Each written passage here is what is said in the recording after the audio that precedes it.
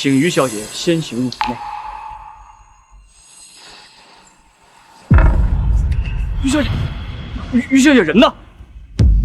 啊，我。 你怎么？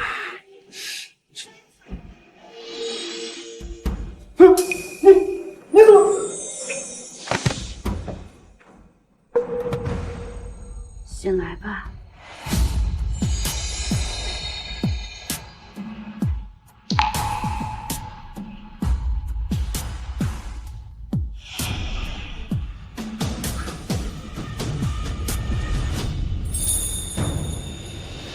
小姐。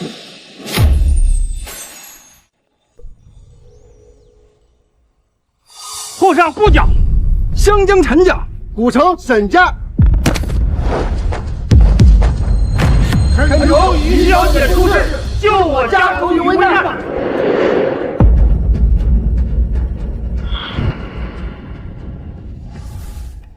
江家老祖与我因果未消，我已答应护他江家1年，便不会失信，除非江家背弃。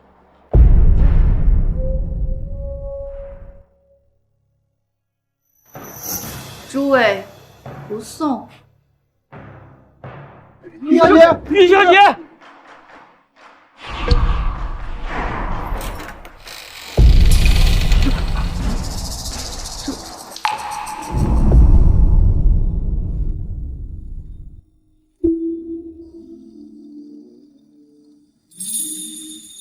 于小姐来江家这1年里，江家蒸蒸日上。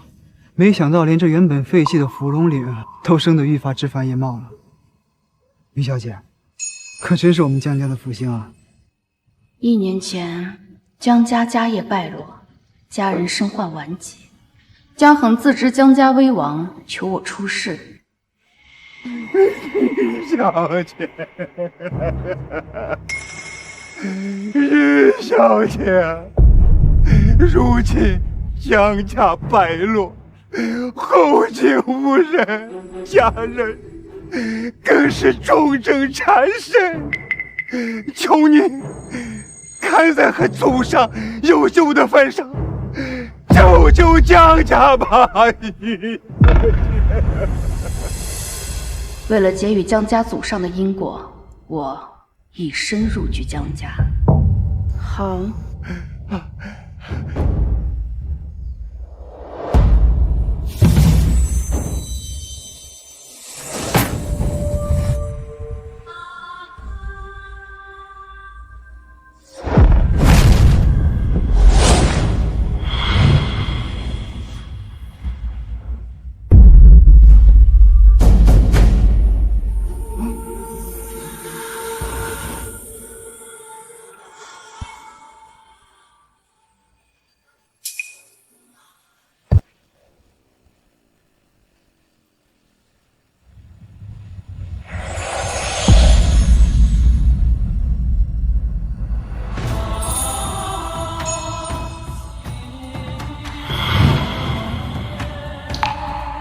神迹，神迹呀！啊！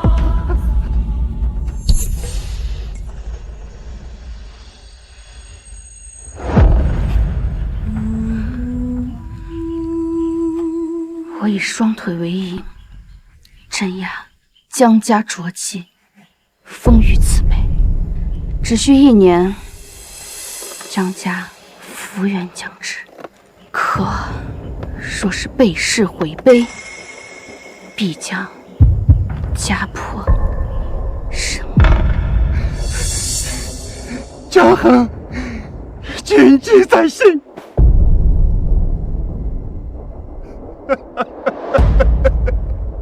如今，我也能给江家走上一个交代了。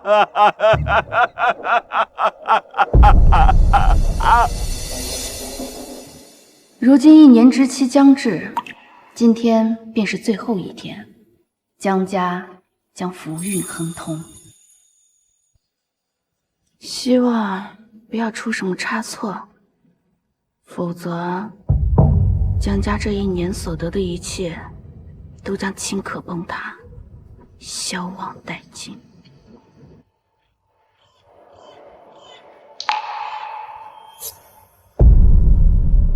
这好端端的，怎么会有乌鸦在叫？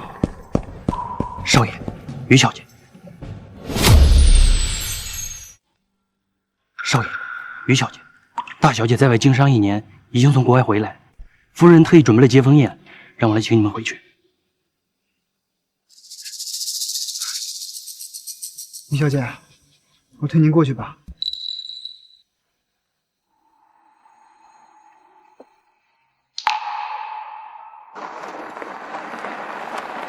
回来了。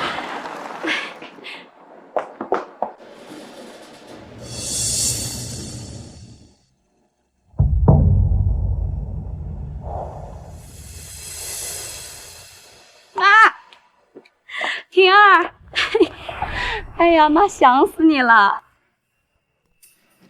晚风呢？这个点儿应该在后院陪于小姐赏花呢。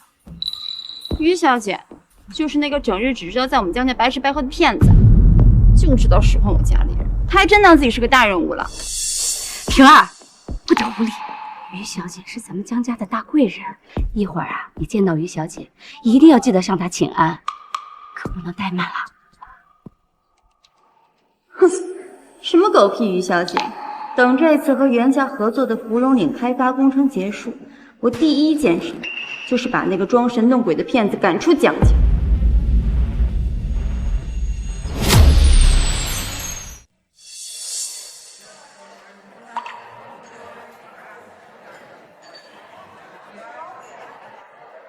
姐，少爷，这是于小姐今晚的专属菜单。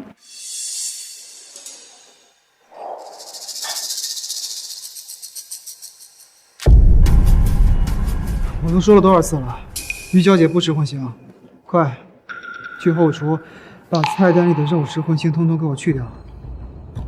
还有，食材要天山雪地的百年珍品，碗要最顶级的龙血青色。食材有百年珍品，碗竟然也要1000多年前的古董，他一年的开销比我家里人10年加起来都多。记住了。是。人都到齐了，于小姐，我们先落座吧。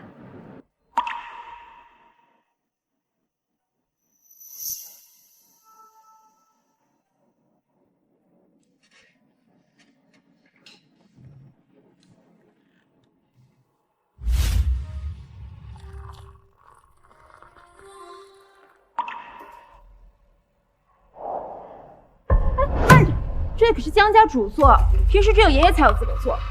他一个外人凭什么坐在这里？于小姐是我们江家的大恩人，你在外面做生意风生水起，咱们江家能东山再起，靠的都是于小姐。这主位当然该给于小姐坐了。妈，你老糊涂了。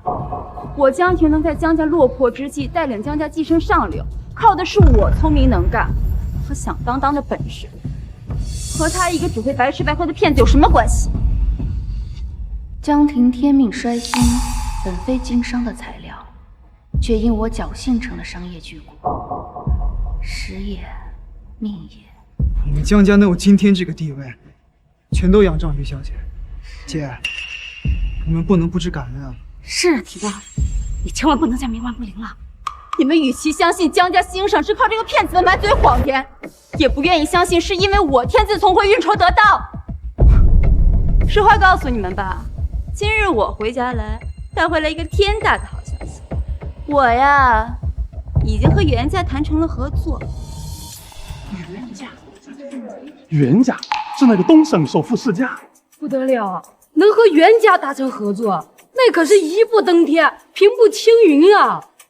袁家看上我们江家祖宅后面那片坡，打算投资100亿，铲平之后要建成滨海的商业区，我们江家年年享受分红，10年利润至少50亿。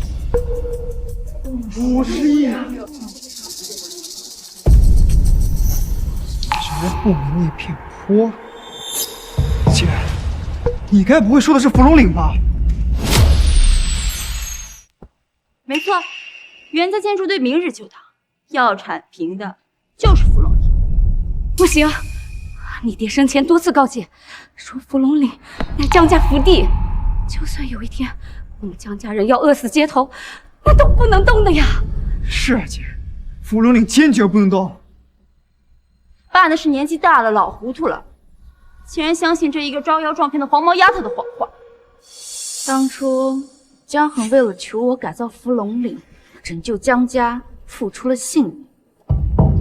江家能有今天的一切，都来之不易。江小姐，且行且珍惜。闭嘴！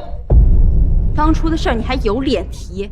我爸就是因为听信了你的鬼话，我们江家才会平白让你这个江湖骗子骗吃骗喝一整年。婷儿，不得放肆！你还不赶紧向于小姐敬茶赔罪！快呀！没想到啊，我才走了1年，你们就被他洗脑的这么厉害。不是让我端茶道歉吗？好啊，我劝你考虑清楚，不要白白辜负了你父亲的牺牲，否则追悔莫及。姐，装的倒是像。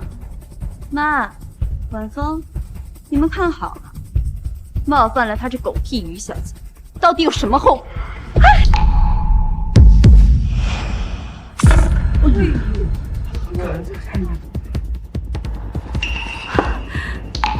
于小姐，你没有受伤吧？小婷，你疯了呀！看到了吧，我逾矩了，后果呢？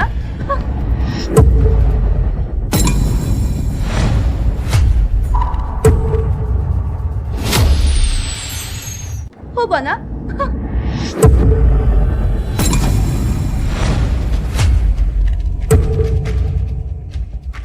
这镯子可是我满月那年爸妈带着我去城隍庙求下的，整整20多年一点磕碰都没留下，今日怎么会无缘无故的碎了？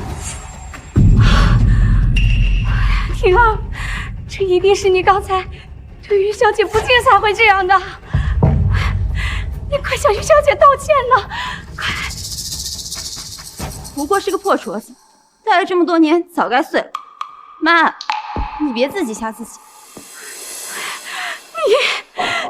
告诉你，芙蓉岭这块地我还非就拆了，明日拆迁时辰一到，我看谁能拦。姐，家门不幸，家门不幸呢！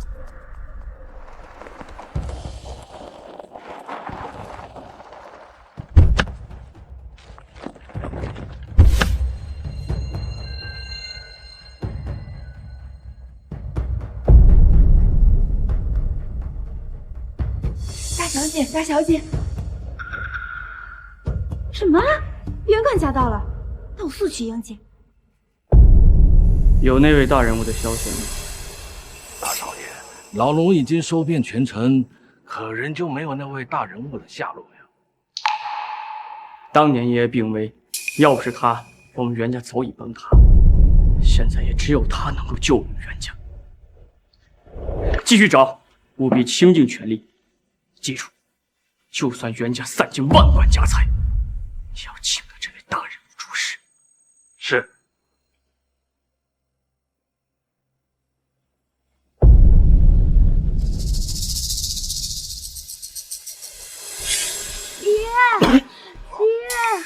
爹！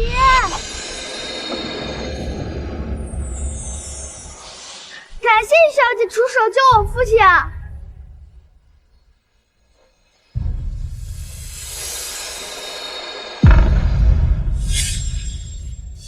光是为了探寻那位大人物的消息，我袁家已经花费整整1年时间，以及数亿的真金白银。唉，可此等大人物，又岂是那么好找的？袁管家，终于等到您了，快请进。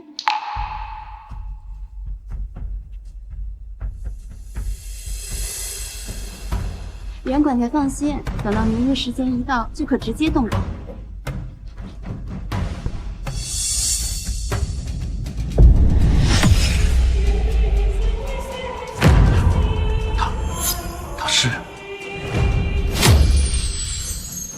他怎么会？会和那位大人物如此相像？不可能，已经60年了。那位大人物绝不可能如此年轻，而且那人本领通神，怎么可能成了个瘸子？在世上相像的人那么多，兴许呀，是我看错了。袁管家，袁管家，这事儿就这么定了。江大小姐，我还有事儿，明天我们会准时赴约。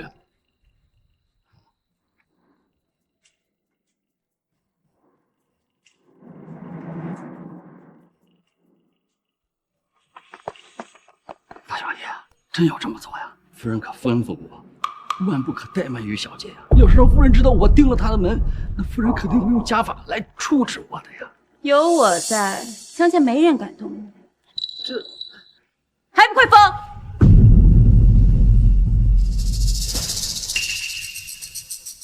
于小姐，对不住了。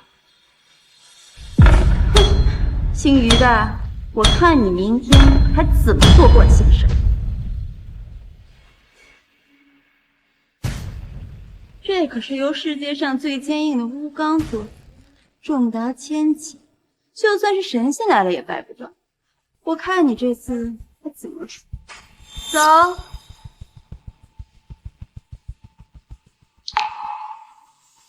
江恒，你倒是养了个好女儿。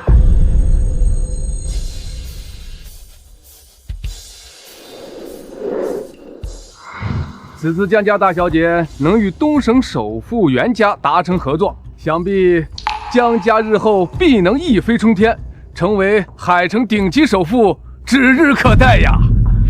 是啊，江大小姐，等您日后发达了，千万不要把我们忘了呀！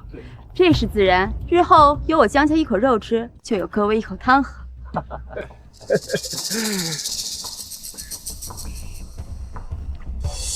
大小姐，时辰到了。既然时辰到了，那我们便开拆。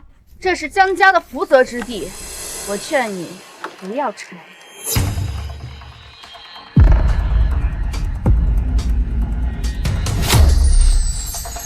这怎么可能？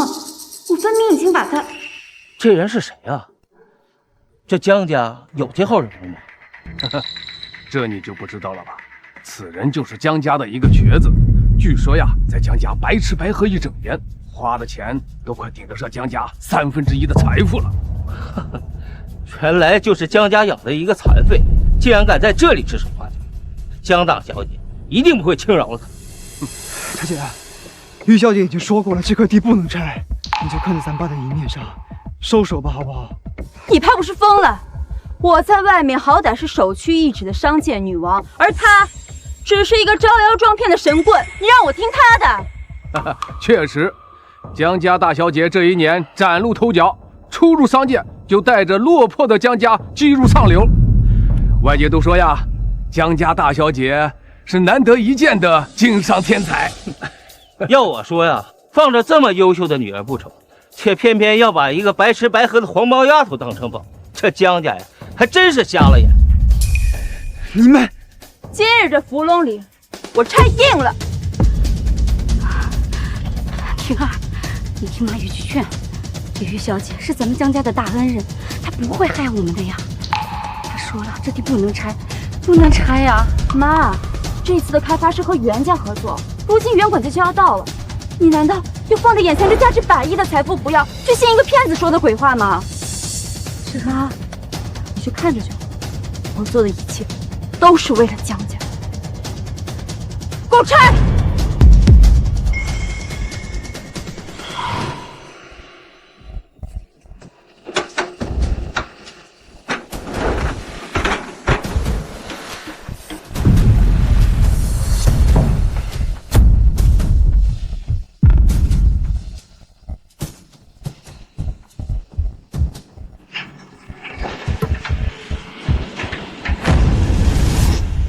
记住，芙蓉岭关系到江家的生死存亡。芙蓉岭在，江家便在；否则江家将躺在临头。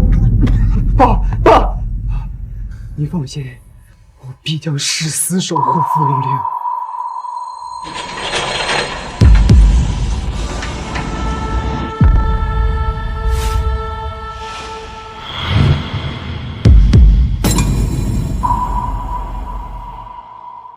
万总，你快让开！芙蓉岭不能拆，姐，如果你今天非要拆的话，就从我身上压过去吧。不孝子孙，还不赶紧退下！不孝子孙，还不赶紧退下！爷爷，爸，我就知道你们被那姓于的迷昏了头，所以我特地把爷爷请来了。爷爷，就是那不长眼的黄麻丫头，妄图阻止我们与袁家合作。哼哼。一个在我们江家白吃白喝、什么都不懂的丫头片子，管他做什么？袁家到。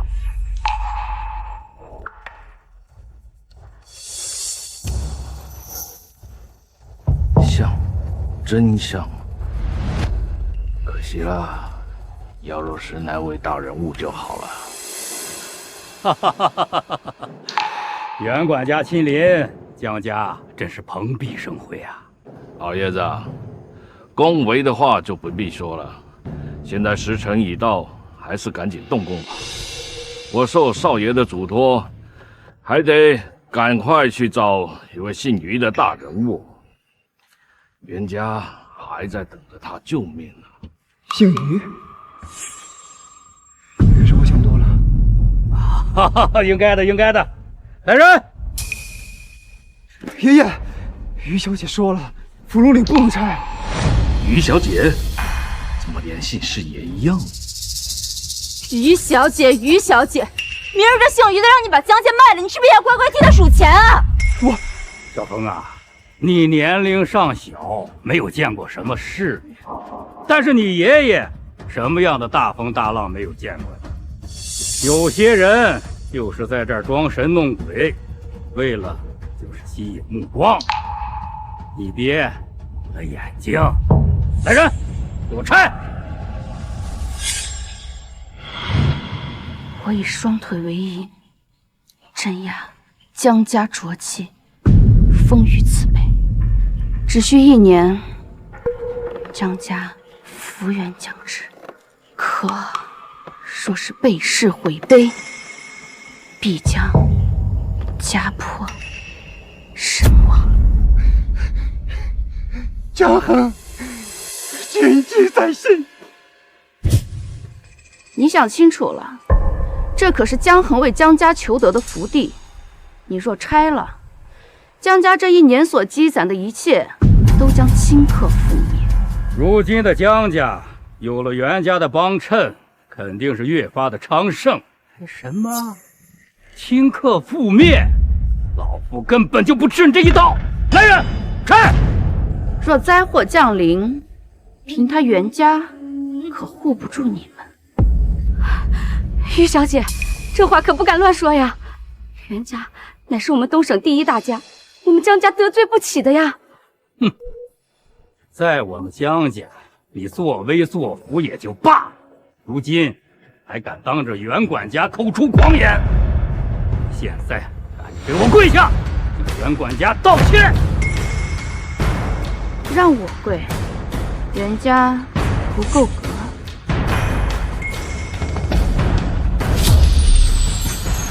让我跪，袁家不够格。好一个不知天高地厚的黄毛丫头！我倒要看看你有什么能耐！于小姐，袁家权势滔天，一个鼻息，我们江家就万劫不复。这样的话可不能说呀！哼，我看他是诚心想和我们江家作对，现在还敢对袁管家不敬。来人呐，把他给我赶出去！不能因为他一个人得罪了整个袁家。我若离开，江家所拥有的一切都会化为乌有。你确定还要我走吗？哼！我看你怕不是疯了吧？江家现在所得的一切都是我凭本事赚的，少了你这个白吃白喝的废物，江家只会更好。还不快动手！不可以，于小姐双腿有疾，万不可能伤到啊！双腿有疾？我怎么记得他刚来江家的时候，双腿明明好好的。于小姐，我父亲为了江家，连续7天7夜跪搓祠堂，日日祈祷，如今夜受牵连，突发而起。你有大能，求小姐你救救我父亲也是一心为了江家。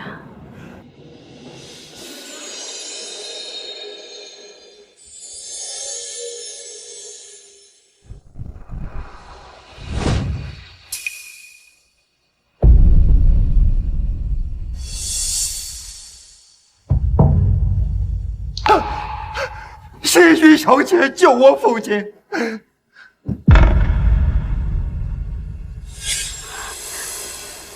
对呀，我记得于小姐刚来的时候，腿明明是好的，什么时候就瘸了呢？啊，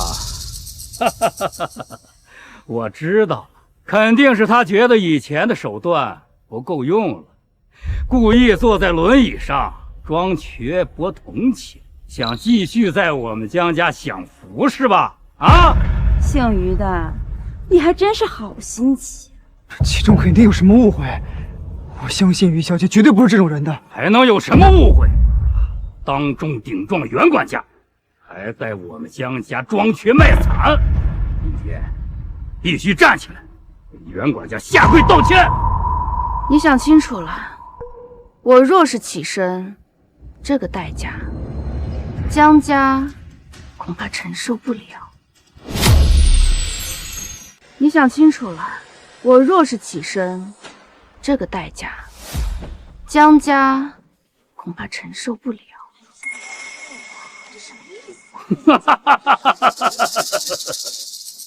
老夫是可以独自熬过生死大劫，有大福报之人，还怎么承受不住你的代价？你是自己站起来，还是让老夫叫人架起你来？江家如今的欣欣向荣，包括与严家的合作，都是以我这双腿为代价换来的。让我起来，这一切都将化为虚无。这代价，你未必承受得了。江家如今福运不断，财运亨通，更有小婷这样的商业奇才掌舵。什么？让你起个身，这一切就将化作虚无。你当我是3岁的小孩，这么容易糊涂吗？妈，这就是你一直封为座上，别人深信不疑的福星，现在终于看清他的真面目了。来人，把这个黄毛丫头给我抓起来，我让大伙好好看看，她是不是在装瘸。爷爷，万万不可能！霸凌走前千叮万嘱，说谁都不能对于小姐不敬，不然江家就大难临头啊！你把临死前说的胡话你也当真？今天我就不信了，倒要看看这个黄毛丫头能把我怎么样！妈，你快说句话呀！妈，晚风，妈觉得姨姐和爷爷说的对，我们江家伺候了她整整1年，可谓是有求必应。可是她如今不仅装瘸卖惨，还在袁家面前大言不惭，陷我们江家于不义。依我看，当初你爸就是看走了眼，他就是徒有虚名。哼！来人，把他给我抓起来！不要，爷爷，爷爷，让我亲自来。我一起身，契约即刻解除，江家所得都将付诸东流，包括你的命。哼！比天还硬，轮不到你来找。啊！你快劝劝爷爷呀！他在我们家白吃白喝了整整1年，我也想看他到底有什么本事？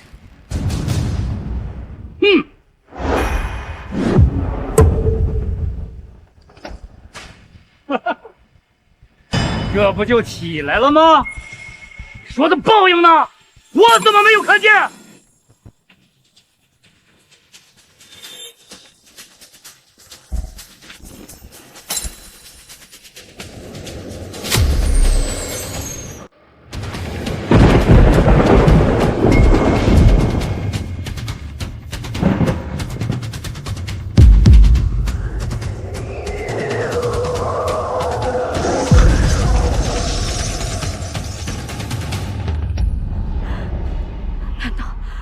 真的有报应！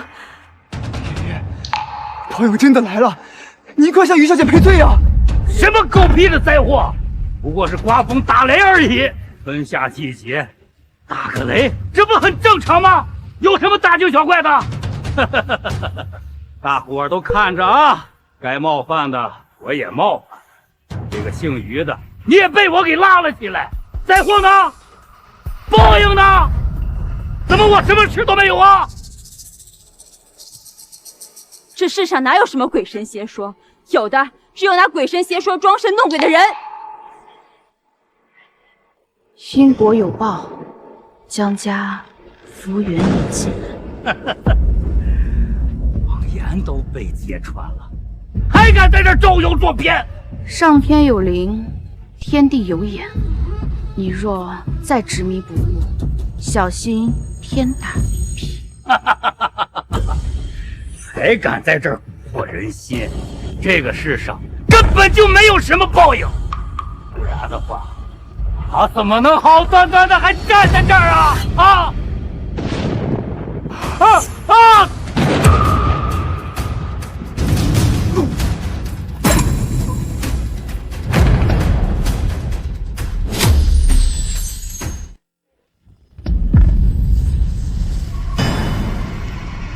爷爷！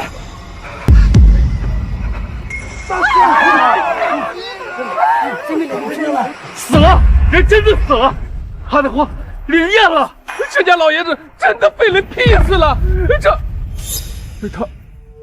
他到底是什么人呢？姐，爷爷已经遭报应了，你不要再冥顽不灵了，你得向于小姐道歉啊！灵儿，这不可能，这世上绝对不可能有什么灾祸，一定是这一代树木茂密才会引来闪电，怎么可能和他一个黄毛丫头有关系？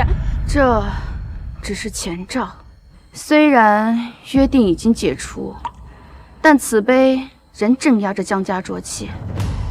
今后只要江家好生供奉此碑，每日礼拜，心怀虔诚，仍有喘息余地。不要再执迷不悟，亲手毁掉这最后的希望了。你还在这装神弄鬼！爷爷的死只是偶然，此碑关系到与袁家的合作，爷爷若是泉下有知，也一定会希望我能带领江家走上巅峰的。我不能辜负了爷爷。来人，把爷爷抬走！开工前先将这碑给我砸了，我倒要看看他所谓的狗屁灾祸能奈我何啊！不行，姐，爷爷已经被雷劈死了，你还要一意孤行吗？难道你非要把我们江家拉下水不成吗？我江婷可是能扶江家大厦于江前的天之娇女，如今又有了袁家相助，江家从来靠的都是我江婷。你若说是谁要毁了江家，那便是他这个招摇撞骗的神棍！给我砸！大姐，你想想爸的遗言，唯有这块碑，爸临死前千叮万嘱，谁都不能碰，否则爸在九泉之下不但不能瞑目，连列祖列宗都不得安宁。爸那是老糊涂了才会病急乱投医，把一块破碑当成什么狗屁福地。但我清醒得很，今日这碑我非杀不可。只有一事，我要提醒你谨记：若此碑遭受损毁，江家死期将至。张衡谨记，日后我定叮嘱晚生后辈，时时呵护，绝不让此碑受半点损伤。江家虽福缘已尽，但若能潜心供奉此碑，时时警醒，日后从善，虽不能富贵，但仍能苟活于世。可你若动了这个碑，江家覆灭在即。我倒要看看江家怎么覆灭在即。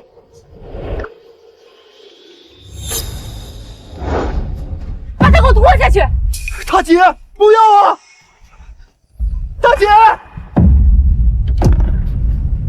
我最后劝你一句，此碑是江衡与我立下的契约，如若损毁，灾祸随即降下，江家众人不得好死。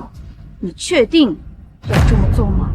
你这套装神弄鬼的把戏骗不了我！哈哈。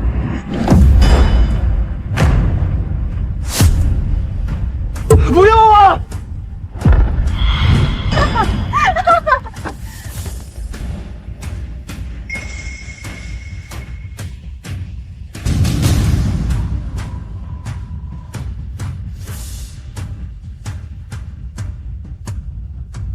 怎么样呢？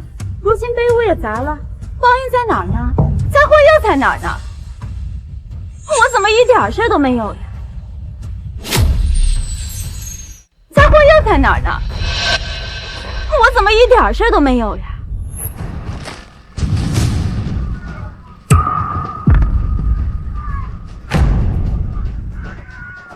这怎么回事？怎么突然间地震了？难道真的是灾祸降临？我们不会被活埋了吧？是啊，婷儿，这不会真的是……妈，前一段时间沿海城镇不是地震频发吗？这肯定是余震，你别大惊小怪的。怎样呢？如今碑屋也砸了，报应呢？灾祸又在哪儿啊？哼！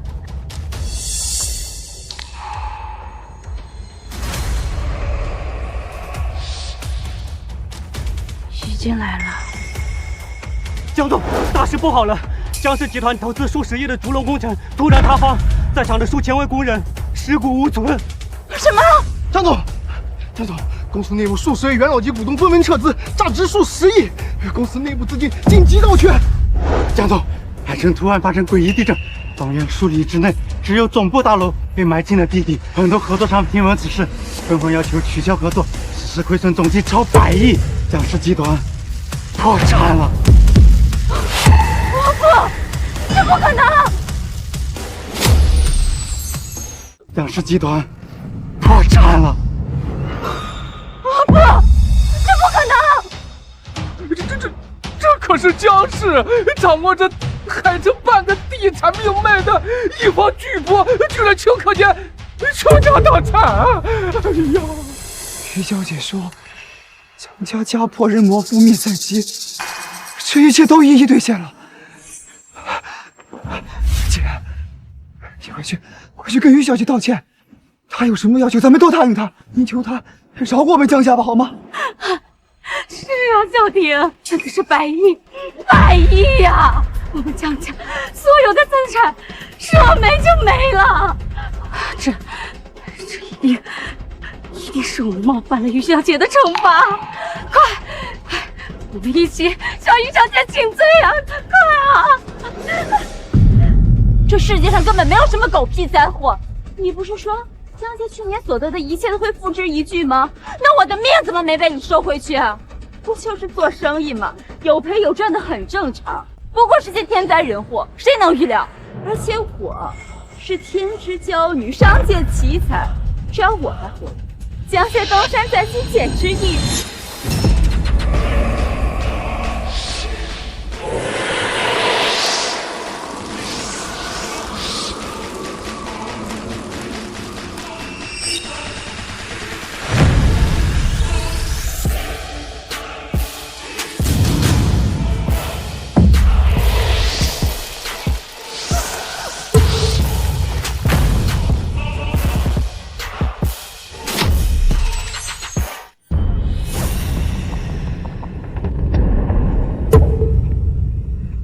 姐，报应，江家得报应了，快跑啊！跑！仅仅因为怀为了一块碑，江家在旦夕之间破产，江婷更是瞬间白发，直接老死，只等生机。他到底是谁？小姐，我劝你最好不要碰他，否则你连交代后事的机会都不会有。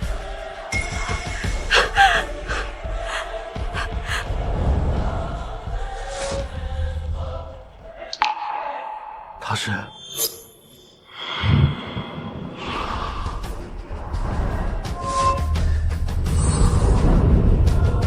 他，真的是他！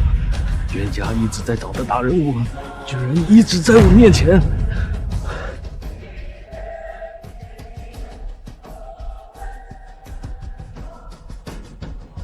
喂，大少爷，您说的那位大人物，如今就在伏龙里。你说什么？你说什么？这个于小姐一言便让势如破竹的江家顷刻覆灭，甚至江婷跟他爷爷得罪他，也就此身死。此事当真？此事千真万确，老奴亲眼所见。如此神迹，错不了！快，不惜一切代价把他请到袁家救我爹。是。爹，有救了。于小姐，我知道是我们江家对不起你，可是我大姐已经付出了生命的代价，我求你放过江家吧，好吗？于小姐，我们错了，我们错了。您大人有大量，你就饶了江家吧。江家不能毁在我的手上。晚了，你们自求多福吧。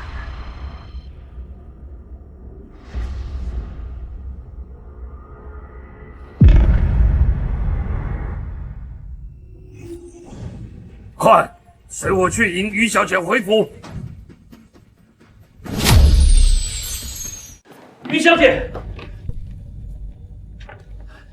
于小姐，刚才是我眼拙，有眼不识泰山，没能认出您的真身，还请于小姐恕罪。如今袁家家主身怀重病，危在旦夕。若于小姐愿意出手，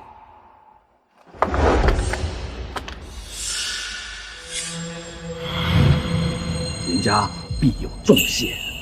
袁家当代家主叫什么名字？回于小姐，袁家家主名叫袁绍恒。当年的小男孩，如今竟也成了一家之主。感谢小姐出手救我父亲。小姐，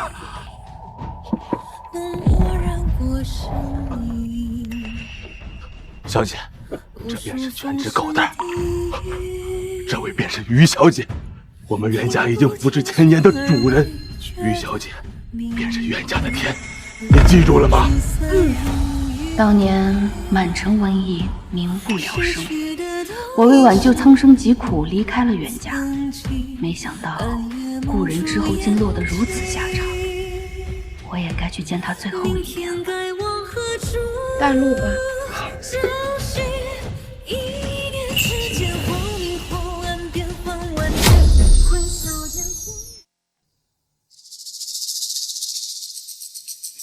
于小姐身怀奇术，是这世上唯一能救家父的人。我希望你们好生礼待，万不怠慢，记住了吗？是。那你说，这于小姐真有大哥说那么神乎其神吗？一句话让江家垮台，这种事儿可能吗？少家主的话听着便好。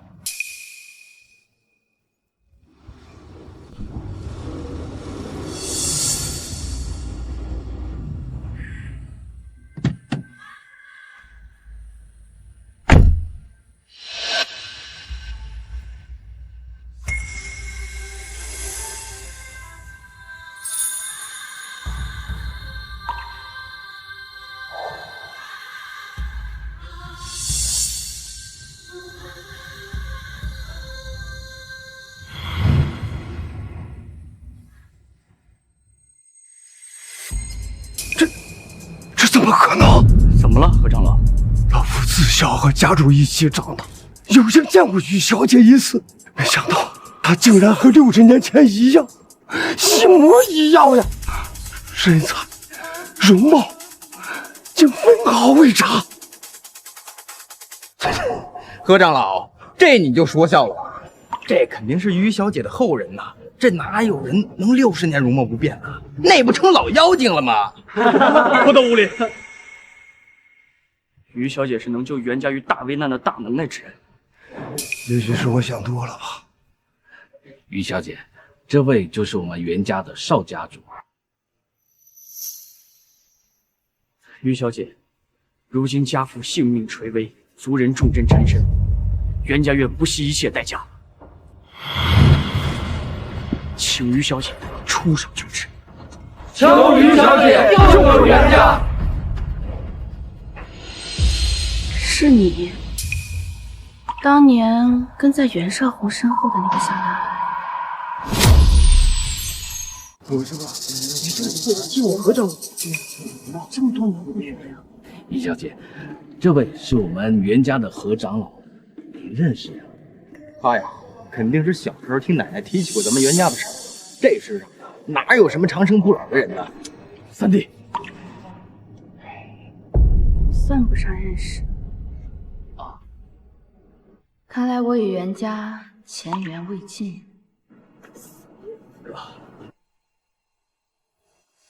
请于小姐先行入府内。于小姐，于小姐人呢？啊，我。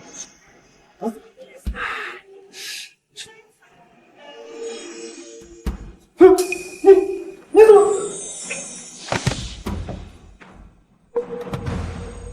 先来吧。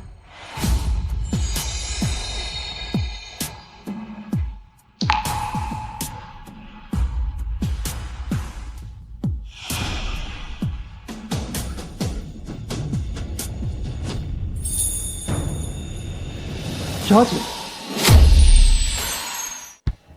小姐，真的是你？我不是在做梦吧？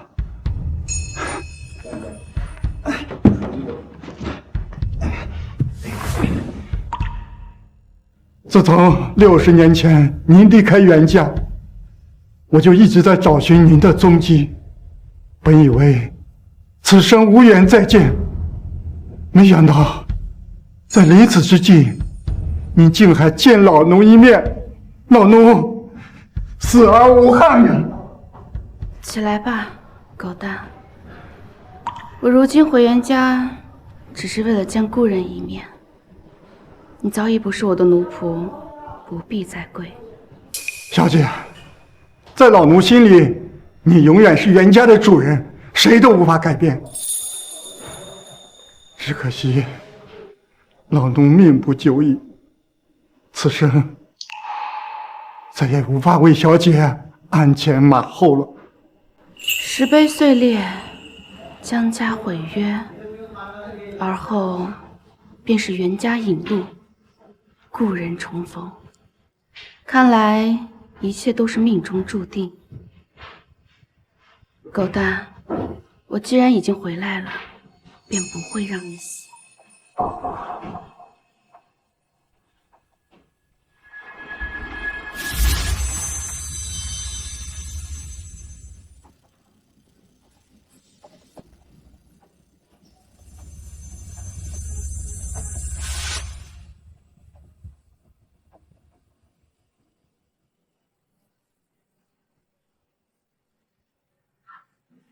重症缠身，病入膏肓，片刻不能耽误。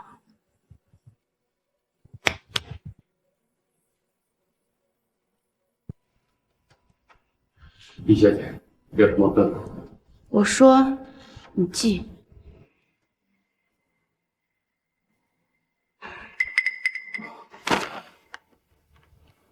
你说这些，都是于小姐要的。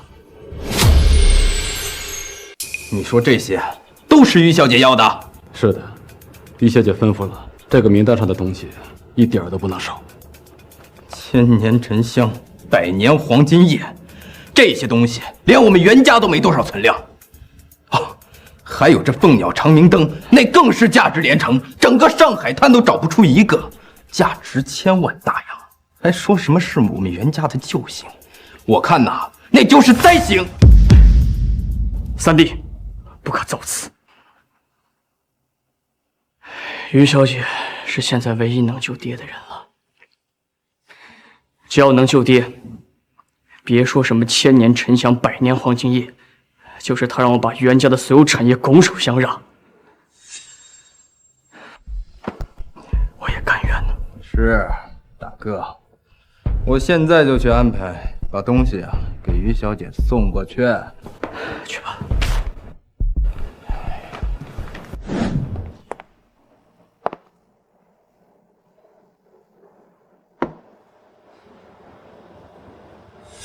念在你袁家为奴数百年，忠心耿耿，便赐予你袁家这颗木尘珠。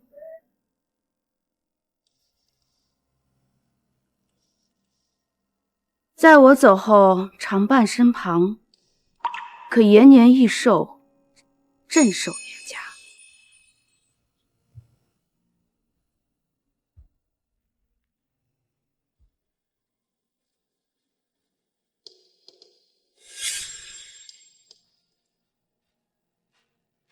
怪不得袁家灾祸缠身，原来这木尘珠沾染了过多凡俗之气，沦为废品了。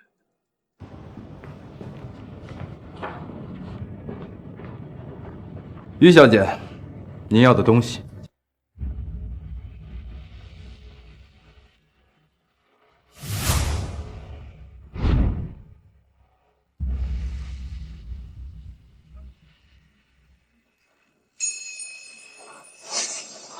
你在干什么？你手上拿着的可是我袁家至宝木尘珠，那是我袁家世代侍奉的先人留下的镇宅之物。你赶紧把它给我放下。无用之物，不如丢了。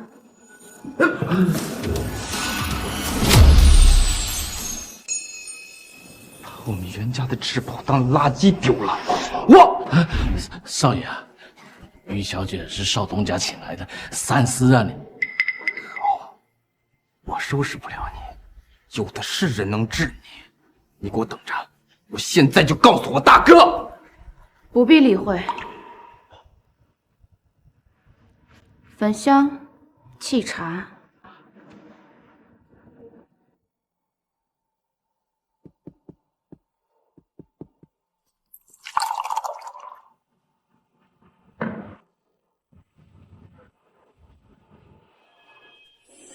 长日明灯，照天血。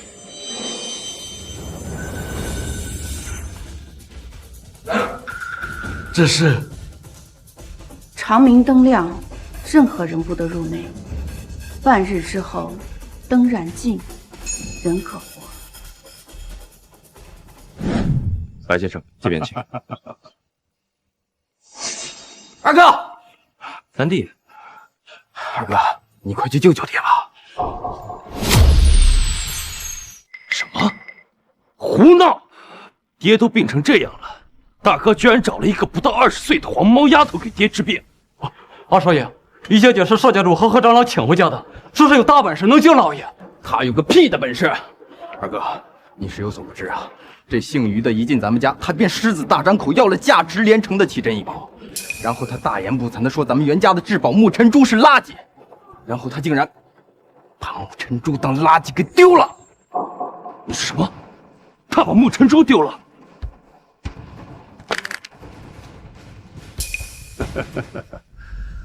袁绍息怒，我既然来了袁家，便绝不容这等黄毛丫头玷污了我等医者的生命。二哥，这位是不周，这位便是赫赫有名的国医圣手白景川白先生，能活死人肉白骨，人称妙手医仙。白先生，你可有把握救我爹？10之8九。那太好了，二哥，那快带白先生救爹去。先生，您请。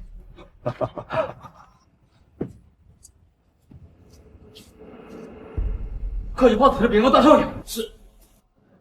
切记，燃灯期间任何人不得入内，否则袁绍红将生死道消，神仙难治。是，于小姐。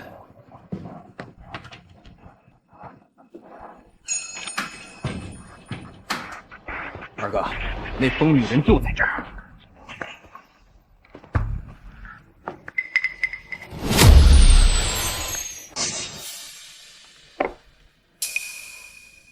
沐尘珠，这真是我袁家的沐尘珠。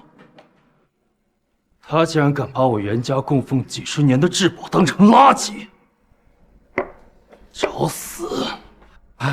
少爷，于小姐有叫他燃灯期间之内，任何人不得入内啊！不得入内，这是我家，哪里有我不能去的地方？滚！不行啊，少爷，于小姐有交代，如果燃灯期间之内门打开，老爷将会生死道消，神仙难救啊！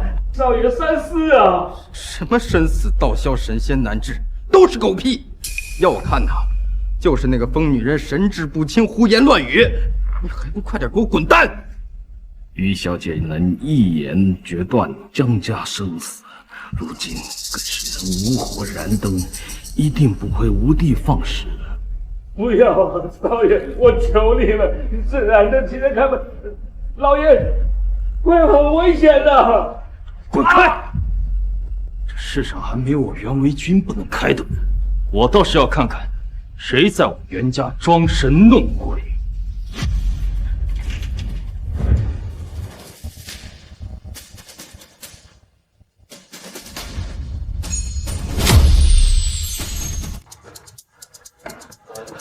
于小姐，我说过，燃灯期间，任何人不得入内。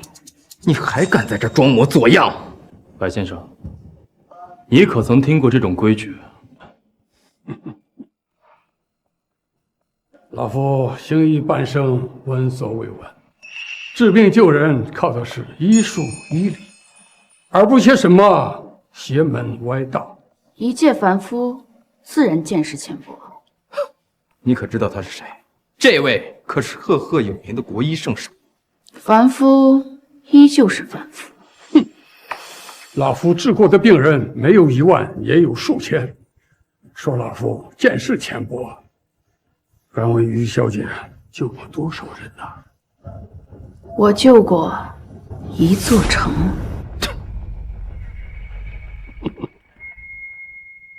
小小年纪，满嘴大话。看你这如袖未干的样子，恐怕连入门的道行都不够，还在这儿口出狂言。二哥，你看到了吧？大哥就是这样被你们骗的，还什么于小姐的后人，我看呀，就是个沽名钓誉之辈，咱们可一定不能轻饶他呀！哼，我本以为大哥请过来的人，哪怕没有高超的医术，至少脑子得正常吧，没想到竟然是一个疯婆子！来人，把这个给我关起来，等到白先生治好了爹呀，我再跟他秋后算账。你想清楚了，我若离开这个房间，你父亲必死无疑。你敢咒我爹？你找死！来人！来人，把这个疯婆子给我拖出去，乱棍打死！住手！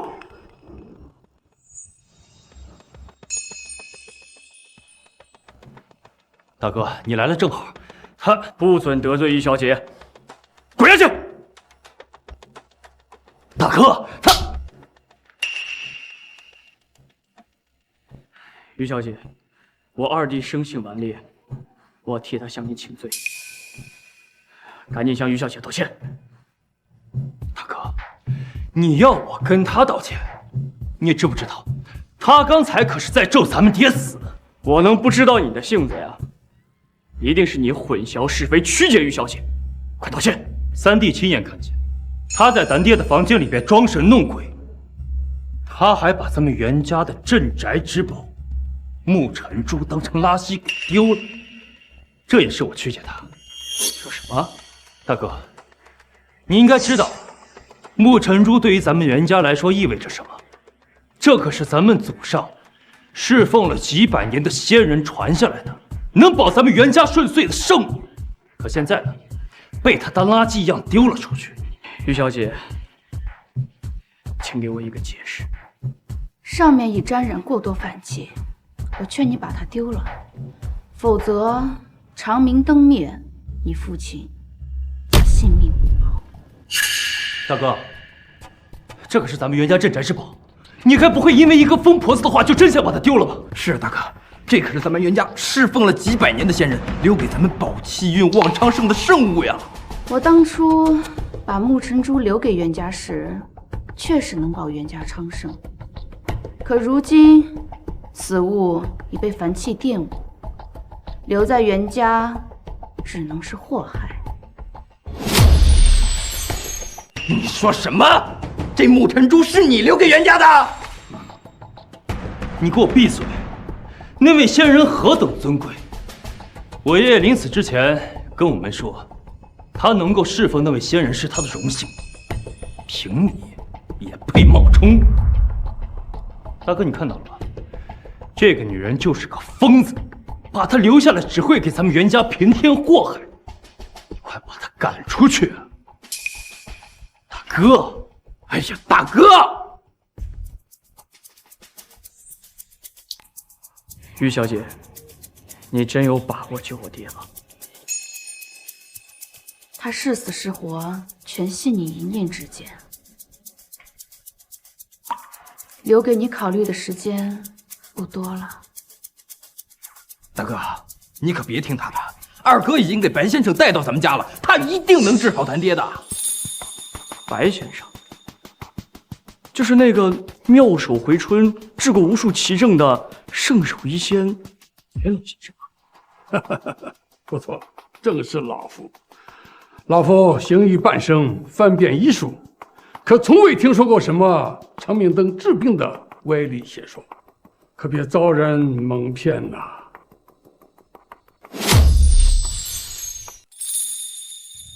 敢问白老，我父亲的病，您有把握医治吗？袁大少若信得过老夫，老夫自必竭尽全力。袁家主的病症，老夫治得没有1000，也有数百，自是十拿九稳。白老此话当真？他的病你治不了，唯有这半日明灯，才能保住袁绍红的性命。你们若执意留在这房间，只会害了他。我看要害人的是你。你不仅谋害我袁家至宝沐尘珠，你还想谋害我父亲的命。大哥，你还不让人把这些装神弄鬼的破灯给丢出去？你可千万别听信他的鬼话，耽误了咱爹的治疗。袁宏道，你想清楚了，长明灯灭，你爹当生机断绝，再无活路。大哥，你还犹豫什么呢？白老先生才是真的能救咱爹的命啊！大哥，哎呀，大哥！于小姐，对不住了。来人，把这一堆破烂玩意儿都给我丢了！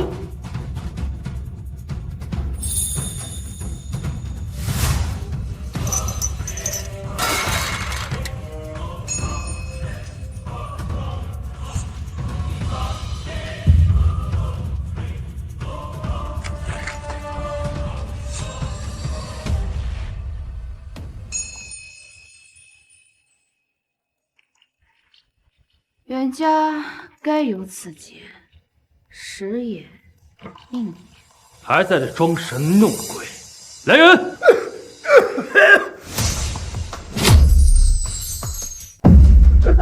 爹！你刚刚亲手毁掉了你父亲生还的最后一丝希望。你还在这装？等白先生治好了我爹，我看你怎么嘴硬！事已至此，拜托白先生了。袁大哥都发话了，老夫自当竭尽全力。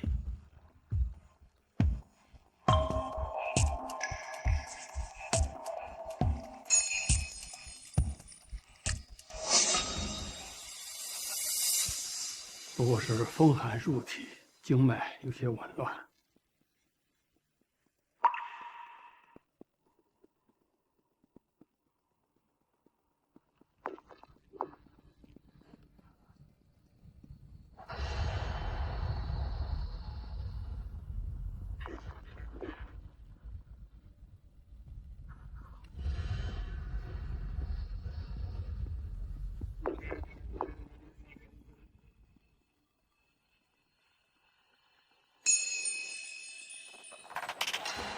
这才施了几针，爹的脸色真的红润了。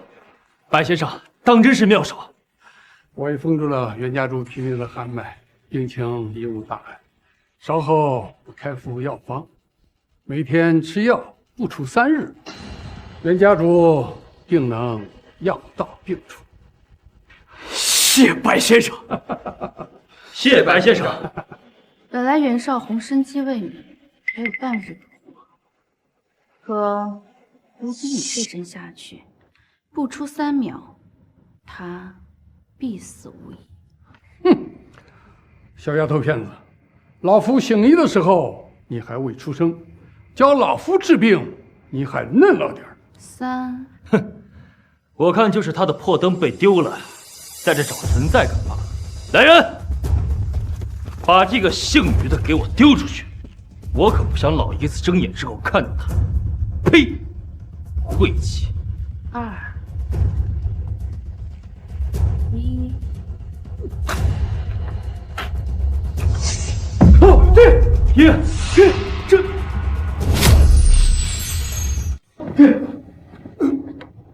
袁绍宏命数已尽，神仙难救。我既已出手，从今往后，我与袁家恩义两清。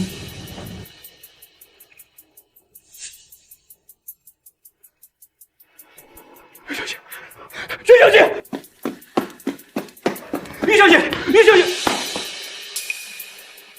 奇怪，我刚追出门，于小姐片刻怎么就不在了？难道？大哥，大哥！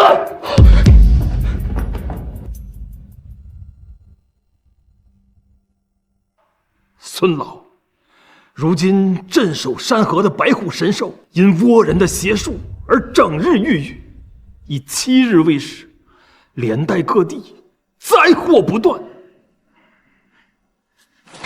我等跪求老祖出世，救神兽。你们求错人了，这白虎神兽非我所赐。不是老祖您，那又是何等高人啊！白虎神兽，乃是当年大千道祖传给我的。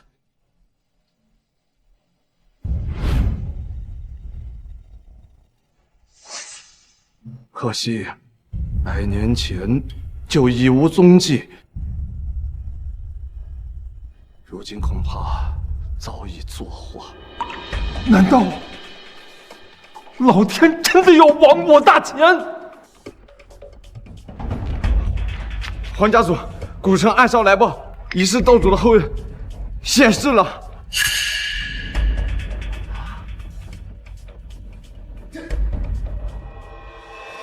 你说什么？这位道祖后人，仅凭他一言就可以决断江家生死，而后他去袁家，袁绍宏因他而离开，而气绝身亡。竟有此事！如此说来，恐怕这于小姐就真的有当年于道祖万分之一的功力。看来这白虎神兽就真的有救。各位，速速随我去求于大小姐出山救神兽。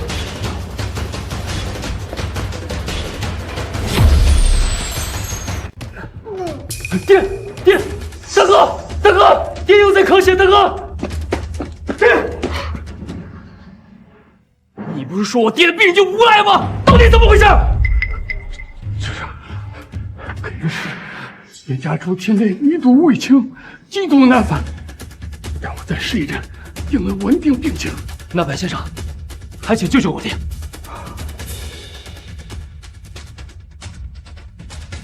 慢着，白先生，如果我父亲因为你而死，你知道你是什么下场？白先生，您怎么了？薛大少，袁家主的病实乃老夫生平罕见，老夫已经竭尽全力了。那我爹到底还有没有救？袁家主气息已绝，死无生了。爹！袁宏道，你想清楚了，长明灯灭，你爹当生机断绝，再无活路。原来这不跟于小姐严重了，袁大少，节哀吧。来人，把这个庸医给我拖出去，乱棍打死！袁少饶命！饶命啊！袁少饶命啊！我怎么这么蠢，会相信于小姐的话呀？大哥，走，烧于小姐。大哥，爹已经死了。大哥，于小姐是神人，要不是我忤逆她，爹根本不会死。和尚老不是说过吗？于小姐可以活死人肉白骨的，她一定可以。走。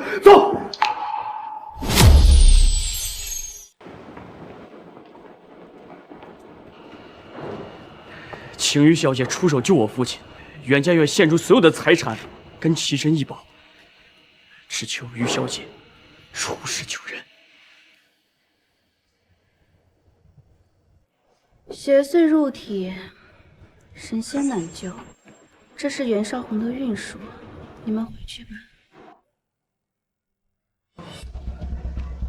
洪家主，于小姐就在这里。于小姐，我相信你一定有办法的。你们两个还愣着干什么？还不跪下给于小姐道歉！大哥，当初要不是他在爹的房间里面装神弄鬼，害得爹错过最佳治疗时机，爹根本就不会死。你现在让我跪他，绝不可能。就是，如今爹已经死了，他有什么能耐救爹？除非他是在世神仙。都给我跪下！你让我跪害死爹的神棍，我宁愿去死。滚！你给我滚出去！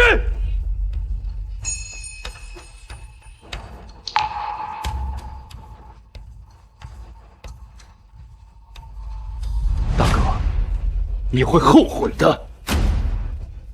二哥，大哥。你现在要不然给于小姐跪下来道歉，要不然跟你二哥一样离开袁家。如果她真是传说中那个于小姐，你别说让我跪下道歉，我就算到她门口跪个10天10夜，我也心甘情愿。可她根本就不可能是啊！黄家、萧家、蓝家、陈家。大钱护国五大家，求于小姐出世救大钱！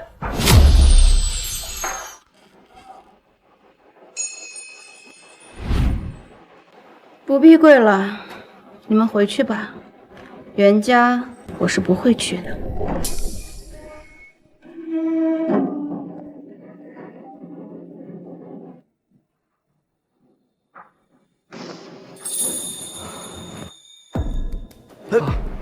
于小姐，袁家愿倾尽所有，只要你愿意出手相救，即便是我的性命，袁某也双手奉上。大哥，少家主，万万不可啊！大哥，平日里爹最心疼你了，爹怎么忍心看着你为他付出生命呢？我意已决，你不要再多说了。你当真愿意为了你父亲以命抵命？只要你愿意出手相救。狗蛋倒是养了个好儿子。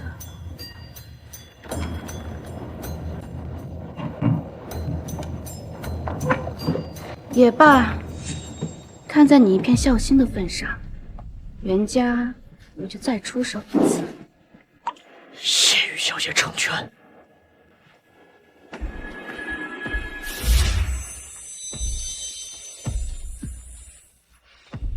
带路吧。玉小姐，这边请。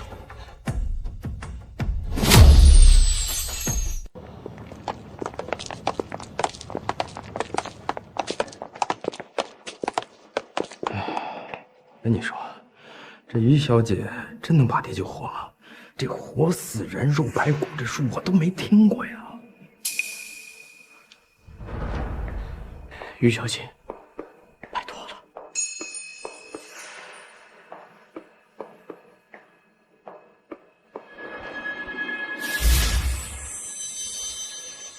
改命。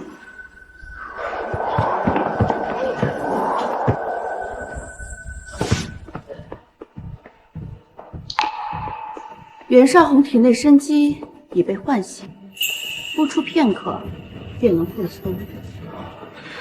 谢玉小姐，这于小姐不是说已经把老爷救活了吗？她怎么还没醒呢？我早就说过了，他要是能治好我爹，我当场就给他磕。爹醒了。醒了，爹醒了，真的醒了，太好了，真的醒了。于小姐竟然真能起死回生，这是何等的仙术啊！你可算醒了，怎么样？有没有哪里不舒服啊，爹？啊？我只记得我做了一个很长的梦，梦里小姐来接我了。梦？可不是做梦吗？爹，你刚刚差点经历了一场生死大劫呀！是啊，爹。要不是于小姐，你现在还在梦里呢。于小姐，那个于小姐在哪里？快带我去见她！狗蛋，你终于醒了。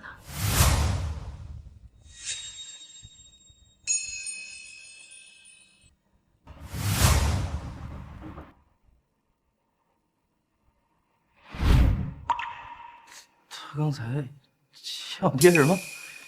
狗蛋儿！爹，怎么了？这不是梦，小姐，真的是你。爹，老奴参见小姐。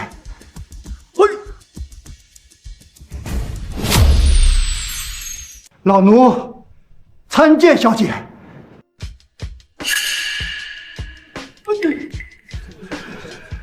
起来吧。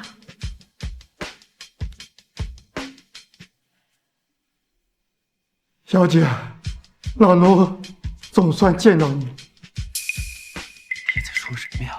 是不是睡的时间太长，睡坏了？爹，你是什么意思呀？什么是你是于小姐奴？于小姐便是袁家的天，便是袁家的天，袁家的天，袁家的天。于小姐自是我袁家的天，我自是她的奴。爹，你在说什么呀？你说他对咱们家有恩，我可以理解，但你要说他是咱们袁家的天，是不是太夸大其词了？咱们袁家在古城内可是第一大家族，除了老祖宗侍奉过的那位，还有谁能当咱们袁家的天呢？而且，虽然说于小姐救了你，但是她把沐尘珠当垃圾给扔了，这也是铁骨铮铮的事实啊！你们懂什么？小姐说她是垃圾，那她便是垃圾。丢了！爹，你这是在干什么呀？这是咱们袁家世代侍奉的先人留下的传世之宝啊！我们袁家世世代代侍奉的主人，便是小姐。世世代代侍奉的主人，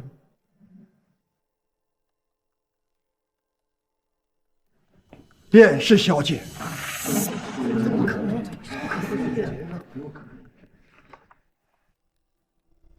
敌人，你是说咱们袁家世代伺候的仙人是于小姐？不错。错了，错了，我和二哥都错了。你这是做什么？我知道你们暂时无法接受，回头有时间，我给你们细细道来。吴军呢？怎么不见他人？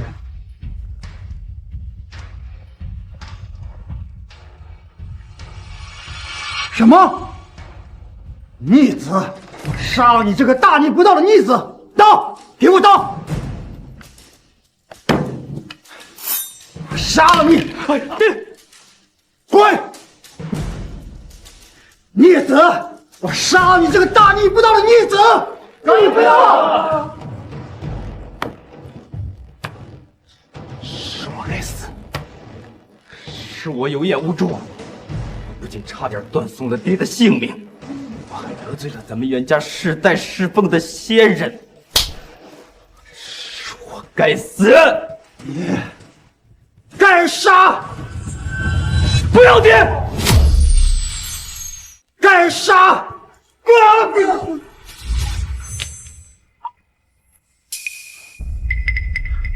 不必如此，因果自有定数。小姐饶你，那是你命好。从今日起，剃发为僧，去寺庙里忏悔，10年期满才可回来。谢于小姐。来人，把她带下去。是。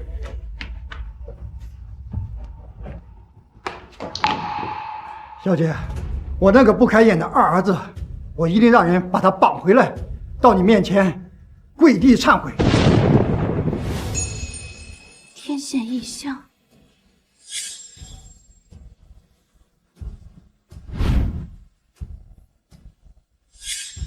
大钱动荡，也微弱至极，难怪当时护国武大家会来求我。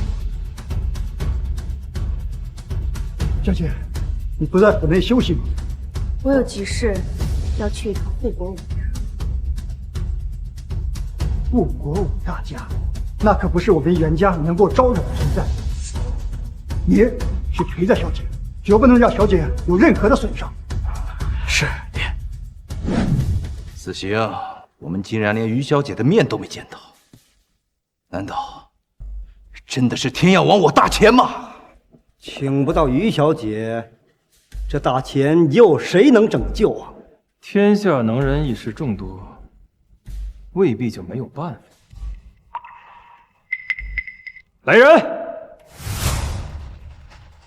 以我护国武家的名义举办一场护国宴，谁要能在宴会上让白虎神兽进食，不仅能拥有享之不尽的荣华富贵，更能成为我护国武家的座上宾。是。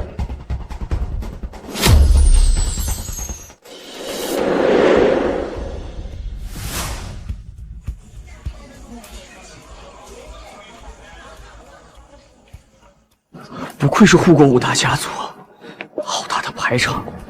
就这场宴会的规格，够顶我袁家近10几年的收入了。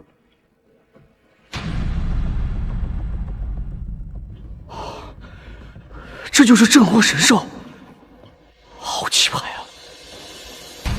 小白，道祖，如今大钱气运了弱，山河绝脉，为了大钱的苍生，还请道祖指条生路。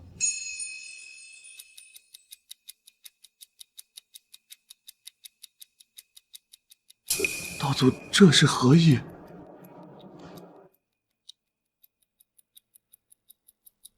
让他镇大钱气运，管大钱山河。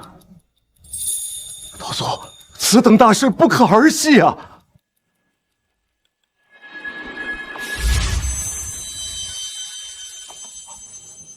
是。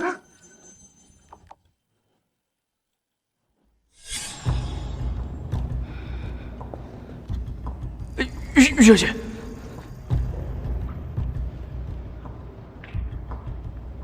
小白，一家子未见，你辛苦了。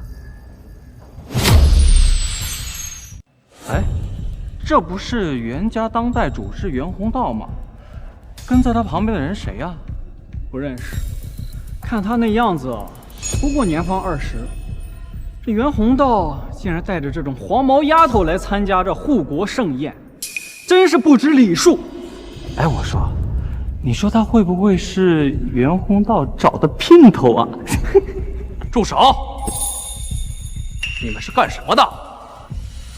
袁宏道，我记得我们宴请的宾客名单里面没有你们袁家吧？啊？于小姐，这确实不是我们该来的地方，我们赶紧走吧。我如果走了，他们恐怕会追悔莫及，因为普天之下能帮他们的只有我。就你，在场多少名门望族、医学世家都对白虎神兽束手无策，就凭你一个袁家来的黄毛丫头，也敢在此放肆？我行不行，自有人知道。去告诉你们5大家主，他们跪求无果的人来了。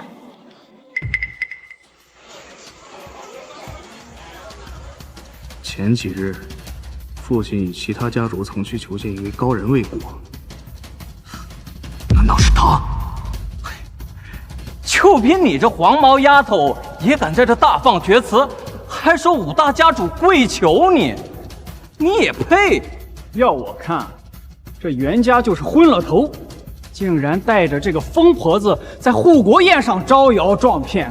东省首富的位子若是待腻了，可以换个人坐。听到没？还不快滚出去！信不信由你们。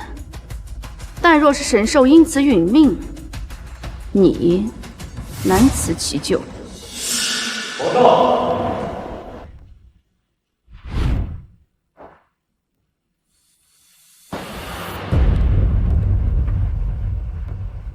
你不要相信这个骗子。二弟，你怎么在这儿？和你有什么关系？哎，等会儿，你刚才说他是骗子？没错，就是这个姓于的女人，害死了我的父亲，还毁掉了我袁家的传家之宝。什么？这个女人在我袁家装神弄鬼、招摇撞骗也就算了，现在竟然骗到这里。皇上，这种人绝不能留。二弟，于小姐已经把爹救活了，知不知道？你还想骗我？我亲眼看着我爹死的，就是这个姓于的害的。皇上，你也看到了，此女极善蛊惑人心，她都把我大哥骗成什么样子了？还请皇上做主，将这个姓于的赶出护国盛宴。说的不错，今日这护国盛宴啊，可是关乎我大钱的未来。像这种心术不正的人，绝不能留，我们把他赶出去。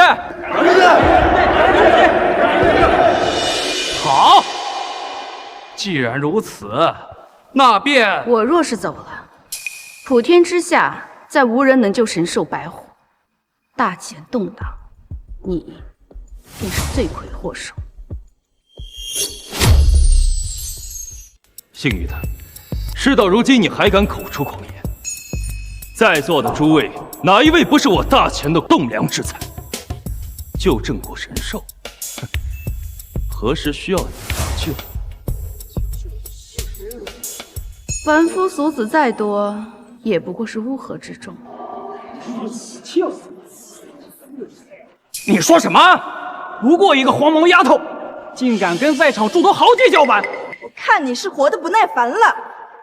你闭嘴！你谋害我爹不够，还想谋害神兽大人？皇上，谋害大前镇国神兽，形同叛国。我建议应该把这个姓于的女人直接抓起来，以儆效尤。自己惹了众怒，那就怪不得旁人了。来人！完了，这下真走不了了。把这个口无遮拦的家伙给我压下去！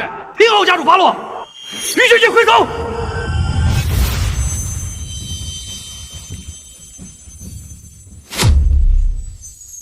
老祖，如今护国宴已网罗天下豪杰志士，可依然没有找到能让神兽进食的好办法。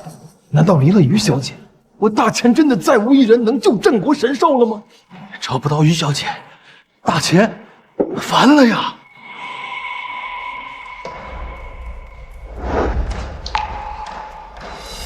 好强大的气息，来了位大能。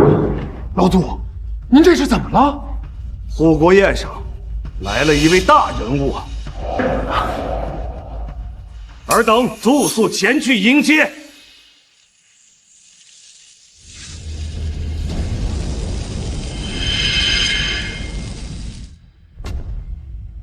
好啊，你还敢还手？敢在我们五大家族面前闹事，你还是第一个！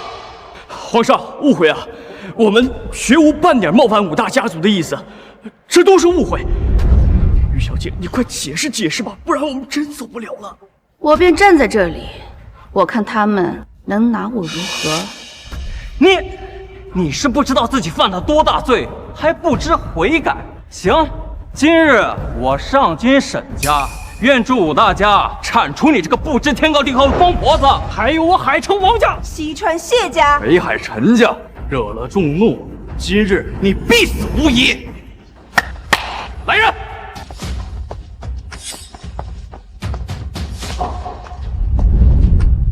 把这两个不长眼的家伙给我拿下！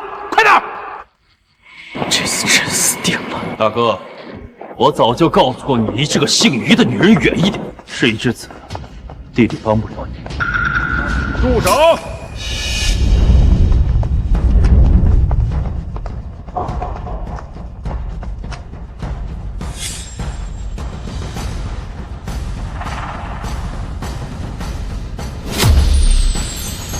完了，侵扰了五大家族，我们彻底走不了了。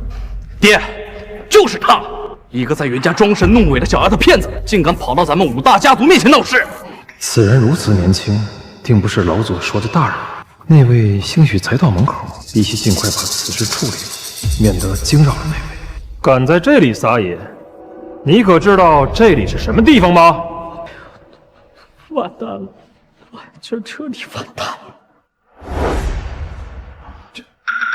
这张脸怎么会如此熟悉？当初你们跪在门口求我与我相见，现在我亲自来了，你们确定要赶我走吗？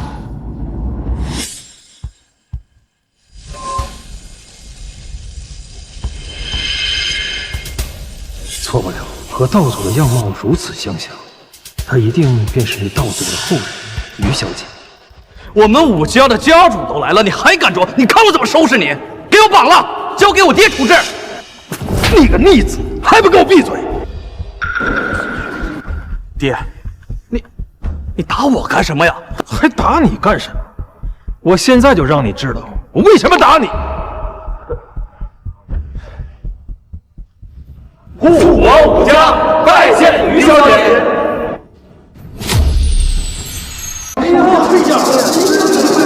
爹，你为他干什么呀？你个逆子，还敢问？这位可是我们大前道祖后人于小姐。道祖后人？什么？大前道祖？他居然是大前道祖的后人？这怎么可能啊？他不是袁家请的一个神棍吗？怎么会是道祖的后人呢？护国武家就是这么教导后人的。于小姐息怒，老夫这就将这个逆子给赶出武家。来人啊！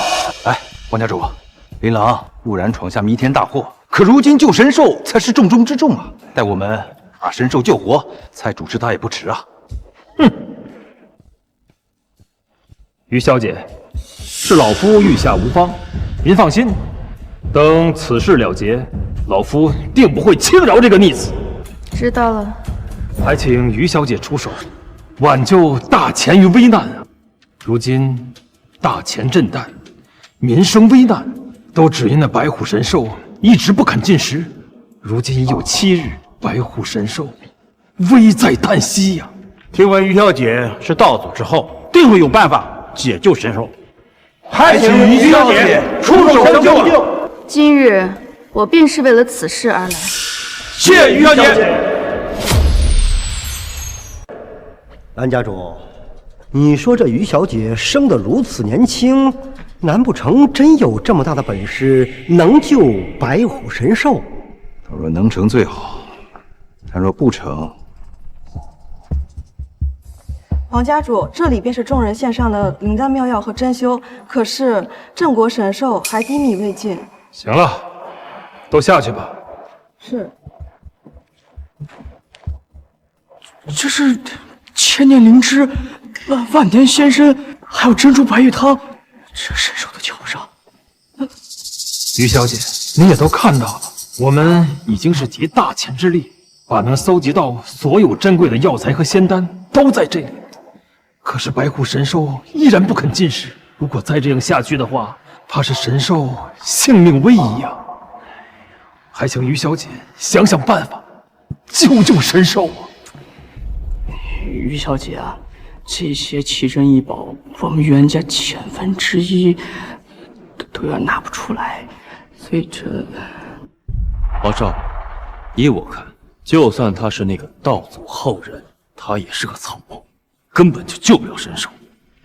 果然把救神兽的希望寄托在一个不到20岁的黄毛丫头身上，果然是异想天开。就是，我大千真的是天数已尽，无人可救了。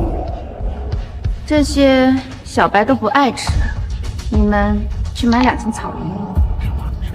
草鱼？草鱼是何意啊？自然是他的吃食。什么？听于小姐的意思，是说这护国神兽之所以不爱吃那上等的珍馐和药材，是他想吃这草鱼喽。哎呀，这真是我平生听过的最好笑的笑话了。王少，你看，我就说吧，他就是一个草包。他以后要是治不好神兽，我一定让他好看。于小姐，这世间顶级的食材神兽都瞧不上，你买草鱼，这胡闹吗？这小白生平最喜欢的便是草鱼。于小姐，我们敬你是道祖的后人，恭恭敬敬的请你到府内，这种玩笑可开不得。就是，别当我们武大家的礼待当做是你肆意的借口。于小姐，说你真有本事能治好神兽，我等自是把你封为上宾。但你若治不好，便坦言相待。神兽大人可没时间陪你在这瞎闹。信不信由你们。你行了，来人，去买2斤草鱼。是。不是，我没听错吧？这黄家主居然真的听他的去买这草鱼了？这堂堂护国神兽，竟然喂他吃草鱼，简直滑天下之大稽。反正我是闻所未闻。王家主，他对神兽如此不敬，你怎么还听他的？就是，白虎神兽于我们武大家而言，那是何等尊贵的存在。我们何时不是珍馐玉液、神丹妙药这么供着他？何时为他吃过草鱼这种凡间俗物？于小姐啊，镇国神兽买草鱼，是不是太儿戏了？这个东西对于小白而言，草鱼比他们准备的这些东西好上1000倍。什么？他刚刚竟然称呼白虎神兽为小白？王家主，你听听，这都说的什么话？白虎神兽连这些珍馐神药都看不入眼，难道会爱吃你所说的什么草鱼？王家主，你快说句话呀！于小姐是道祖后人，我相信你。黄家主，三思啊！行了，不必多言，就为草鱼，简直是胡闹！居然敢为堂堂护国神兽吃草鱼！今日之事若是传出去，我们武大家的脸往哪搁呀？护国武家又比天下万家高贵了多少？哎呀，姐，你可别再说了，我求你了，行不行啊，姐姐？大言不惭！依我看，这个于道祖的后人没有传言中那么神异，不过是个沽名钓誉。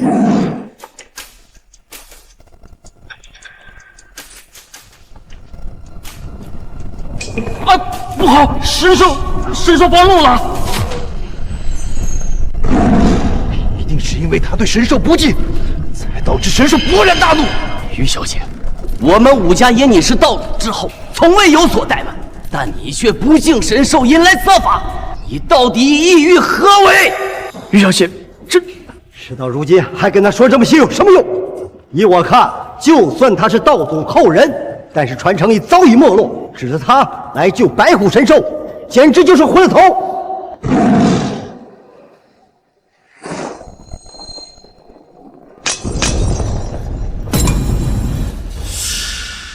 我们先想想怎么安抚神兽吧。别神兽没救活，先被他仗着神兽之怒劈死了。您要的草鱼买来了，还敢拿着破鱼？没看到神兽都气成什么样了吗？还不快把它扔了！自讨苦吃，竟然敢在白虎神兽发怒的时候火上浇油，看神兽大人不会轻饶了你。姓于的，你自己找死，怪不了别人。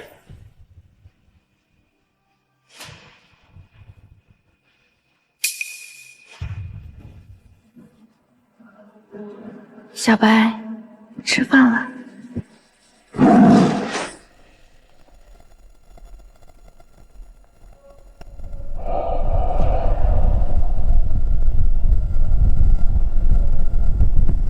不好！都怪他，非要为什么破鱼惹怒神兽，现在该怎么办啊？我早就说了，这个黄毛丫头，她能有什么真本事？如今她惹怒了神兽，她是全责。是啊，神兽大人，是他冲撞了您，您要责罚，便罚他就是了。全都是他一人之过，与我等无关啊！都是他的错，他才罪该万死。你对神兽大人不敬，我看你这样怎么死！他该没本事还装模作样，怒了神兽，他死不足惜。吃了他，吃了他！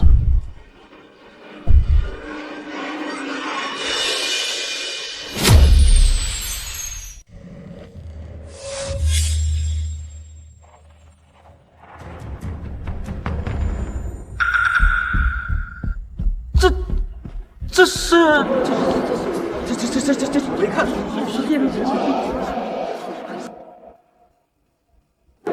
我没看错吧？堂堂武家的护国神兽，在他面前竟然如同一只温顺的小猫，他到底是谁？谢于小姐救我武家护国神兽。于小姐，这白虎神兽的性情难以琢磨，就连我们侍奉了几十年的家主，他都没给半分的好脸色。您这是怎么做到的？于小姐，难不成这就是当年道祖传授于你的神通？定是如此，否则怎么能解释他与神兽之间如此亲密的动作？要知道，连我们武家老祖都未能得到神兽如此的青睐。不知于小姐可否传授一二？啊，您放心，只要您愿意相授，我们武家的奇珍异宝任你挑选。小白本就是我的座下驴奴，与我亲近些又有什么奇怪呢？你的座下狸奴？与我亲近些又有什么奇怪呢？他的座下？你说这白虎神兽是你的座下狸奴？没错。于小姐，哪怕你救了白虎神兽，与我们武家有恩，但这也不是您能信口开河的理由。不想交便说不想交。我们武家呀，也并非是那强夺豪取的人。但于小姐啊，你编出这种荒唐理由，难是不把我们武家还有护国神兽放在眼里吗？于小姐，这个事情关乎到五大家族的声誉，如果惹恼他们，我们今天在劫难逃啊！于小姐如此言之凿凿，那你可知这白虎神兽是当年大前道祖赐予我武家老祖的镇国神兽？我自然知道。既然知道，还敢明知故犯？听于小姐的意思，您难道想说，你便是当年将镇国神兽赐予老祖的那位大前道祖？没错，你说的便是我。你不是吧？这个人居然说他是大前道祖！如今的这小丫头，只不过是得到了祖辈的蒙阴，学了些术法，救了这白虎神兽，竟然就数典忘祖，连自己姓甚名谁都不知道了。我们老祖都说了，于道祖于100年前便已作画，你怎么可能是于道祖？于小姐，道祖与我大前有恩，地位决然，不可僭越呀。您这……于小姐，兹事体大呀！于道祖对于大前而言是神明一般的存在，你就跟他们解释说，刚刚是在跟他们开玩笑。于小姐，你年纪尚小，这个年纪的人都喜欢炫耀不属于自己的功绩。只要你诚心认错，并且对着白虎神像磕头道歉，我们可以原谅你的过错。认错？我何错之有啊？好，大家也都听到了吧？大前道祖创不世功名，振山河气运。这位于小姐不仅冒认道祖之名，还死鸭子嘴硬，不知道悔改。哼，我看你简直就是玷污道主声誉。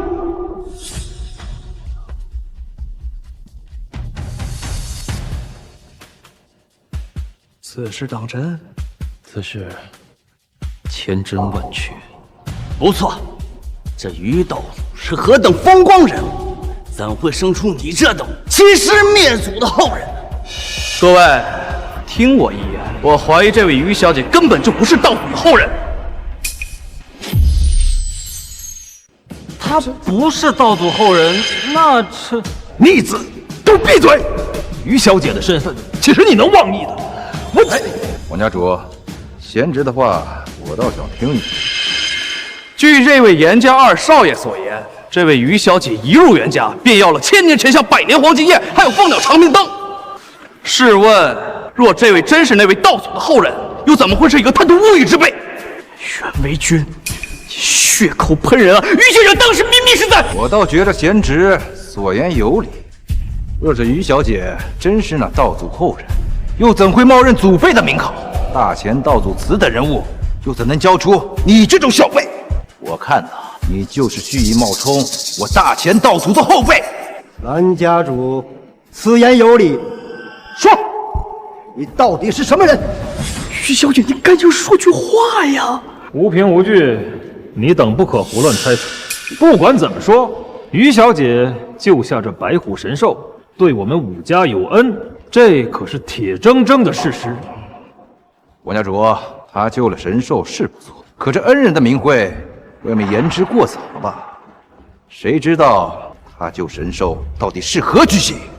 没错，若是你的身份来历不清不楚，那怎能解释他如何救白虎神兽之道？昔日的护国武家竟养出你们这些颠倒黑白之辈，看来大前还真是江河日下呀！说什么？于小姐，别说了。我说，你们1个2个都不配武家之主的名号。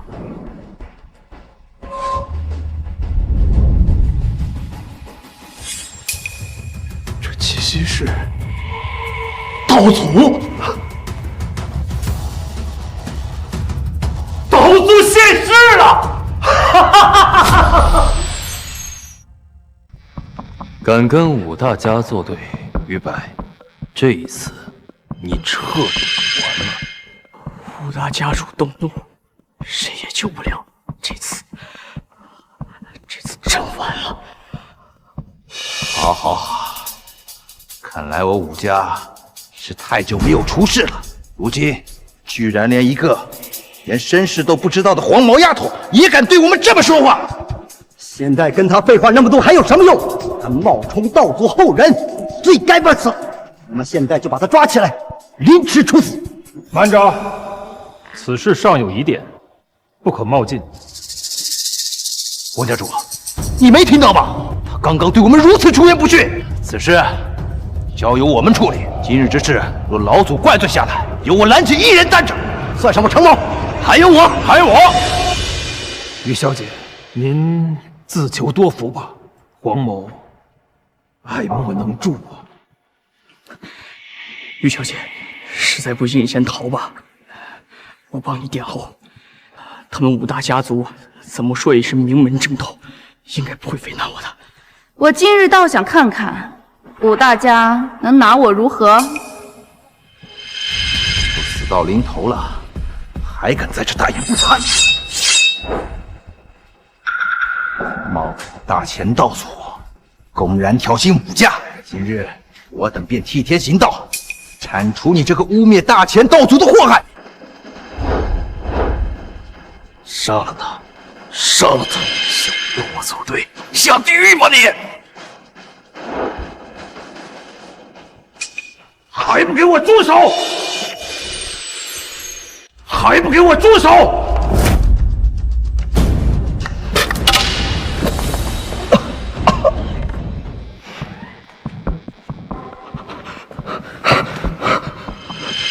这黄毛丫头竟然连护国武家老祖都招上来了，这一次啊，她是插翅难飞了。敢跟5大家作对，他就该料到会有此下场。完了，连5大家的老祖都来了，这于小姐也逃不掉了。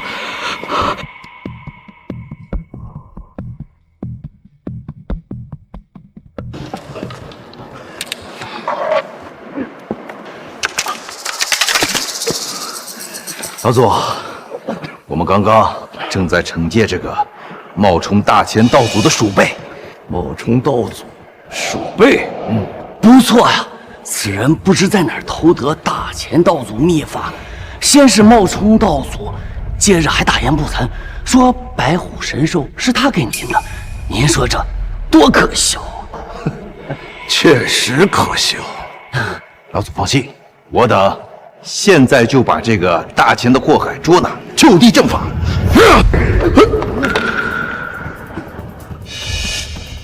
老祖，就是那个姓于的，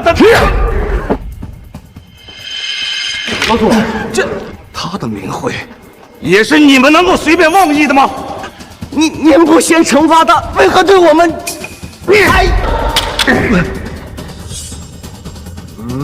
好，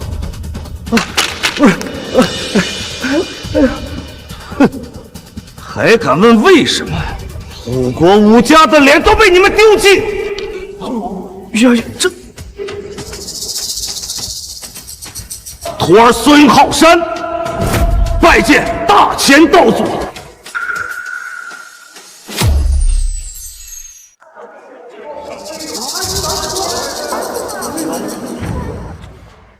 什么？大钱道祖？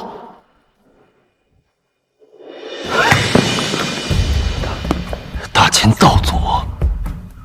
这怎么可能？我们刚刚竟然对大钱道祖出言不敬，完了，全完了！都过去！孙浩山，徒儿在。这便是你带出来的护国武家。这还请道祖息怒，是徒儿御下无方。老祖，您这不是在开玩笑吗？玩笑？我像是在开玩笑吗？他哦不，于道祖，他真的是啊。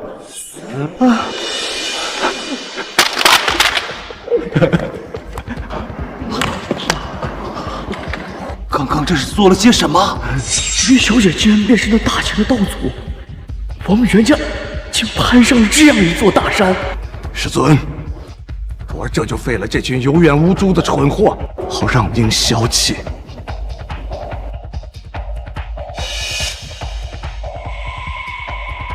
老祖，他们4大家主确实忠望于老祖，可他们4人毕竟苦守武家多年了，罪不至死，还请老祖能网开一面。滚开！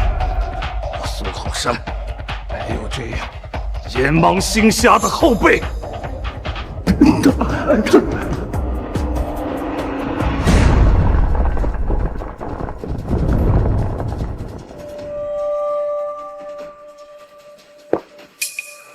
这是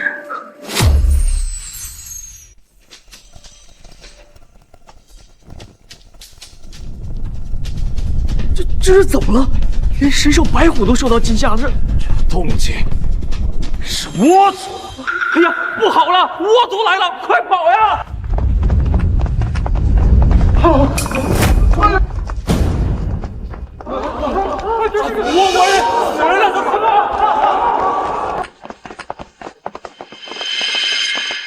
哈哈哈哈！呀西，你们这些大钱的废物都在呢，正好，省得我一个一个找。今天，通通把你们一锅端了。宫本藏，门外有护国武家的乾坤大阵，你们是怎么进来的？难道武家中有奸邪啊？奸邪？有奸邪？这要是真的就区区乾坤大阵，我只是用了我倭国道主赏赐的80穹1/1000的功力，便细手破处。待他老人家来了，你们通通完蛋！哈哈哈哈！倭国道子，这是钩锁玉。池川，今日是你出师下山历练之日，这个钩锁玉便是赠礼。多谢师父。切记，下山之后心怀苍生，不可胡作非为。弟子谨记。有了这钩锁玉，这天下有什么我得不到的？要想我心怀苍生，做梦！当年他下山后便销声匿迹，原来是去了倭族。倭国道子，倭国道祖，那可是个杀人不眨眼的魔头啊！他曾凭一己之力屠了一座城，他要是来了，我们都得玩完。他竟然只用了这80穹，便镇压了我的，连白虎神兽都难以抵挡。哪怕大前有余道祖此等存在，恐怕也难以招架。我曾听闻，那是个残暴的邪修，一旦被他抓住，不出半日，便会魂飞魄散，形同骨消。知道怕了吧？知道了吧？还不束手就擒？等倭国道主来，或许可以考虑让你们武家做我倭国的一条看门狗。蛮夷小卒，倒敢放肆！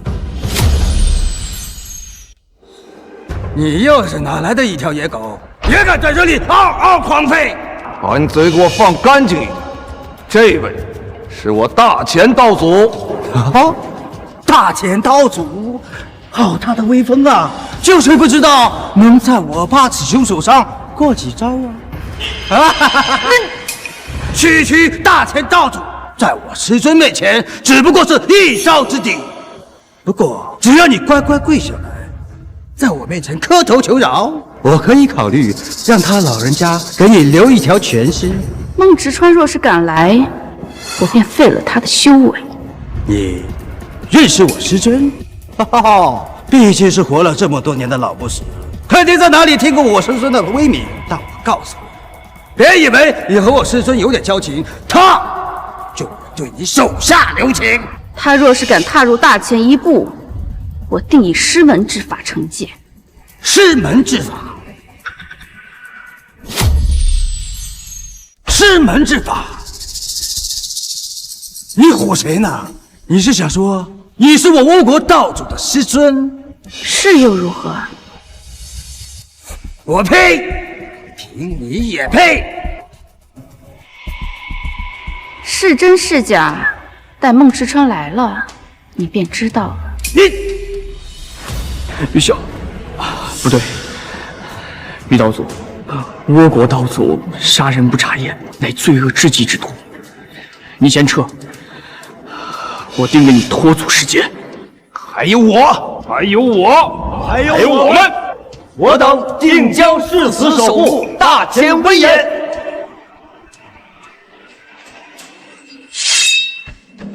你们，老祖，刚刚是我有眼无珠，冲撞了于小姐，但我武大家中绝没有贪生怕死之辈。不错，我愿以血肉之躯撼大前威名。就你们几个酒囊饭袋，连给我提鞋都不配。那我们就手底下见真章，不自量力！道祖，趁现在快跑！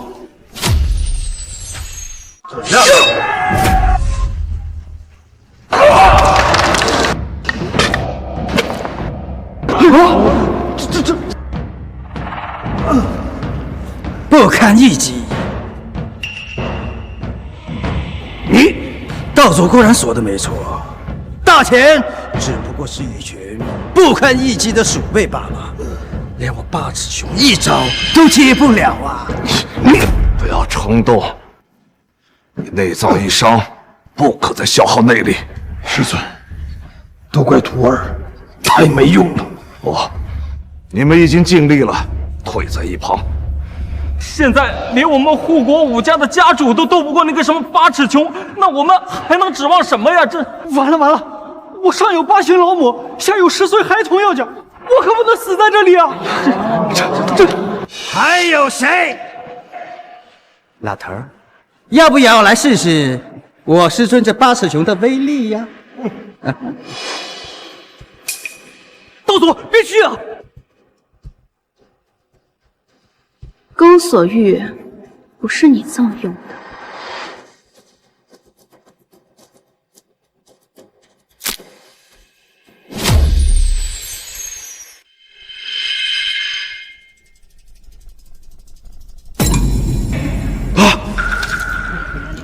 这是师尊给我的无上至宝，怎么会？到底是谁？大前道祖。不愧是道祖啊！哼，现在就连你这个天地至宝都已经被我们道祖徒手捏碎了，你还有什么手段？尽管使出来吧！怎么会？怎么会？不可能！你究竟是怎么办到的？它本就是我的认主之物，我让它碎，它便碎。一片胡言！这分明是我们倭国道主的随身之物，你敢说是你的？你不要过来！我们倭国道主马上就到，你再敢上前一步，等他来了，定让你生死随灭！他若敢来，我定要他形神俱崩。哈哈哈哈哈！是哪个黄口小儿敢在我面前大放厥词？哈哈哈哈哈！我师孙来了，你们都完了！哈哈哈哈哈！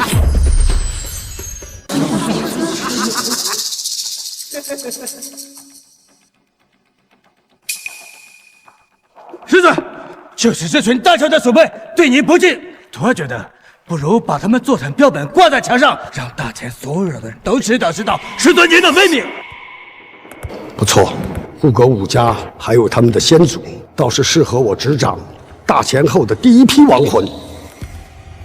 倭国道主，你不要太嚣张了，有老夫在此，大前就绝不会落到你这种人手里。没错，大前武家绝不是任人欺辱的。想要吞并大前，先过了我们这关！一群跳梁小丑，也敢在我老夫面前蹦跶。孟池川，你好大的威风！哪来的蝼蚁啊？也该在老夫面前。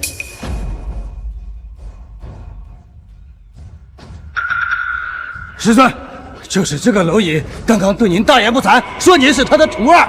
我这个女人，我她怎么……师尊，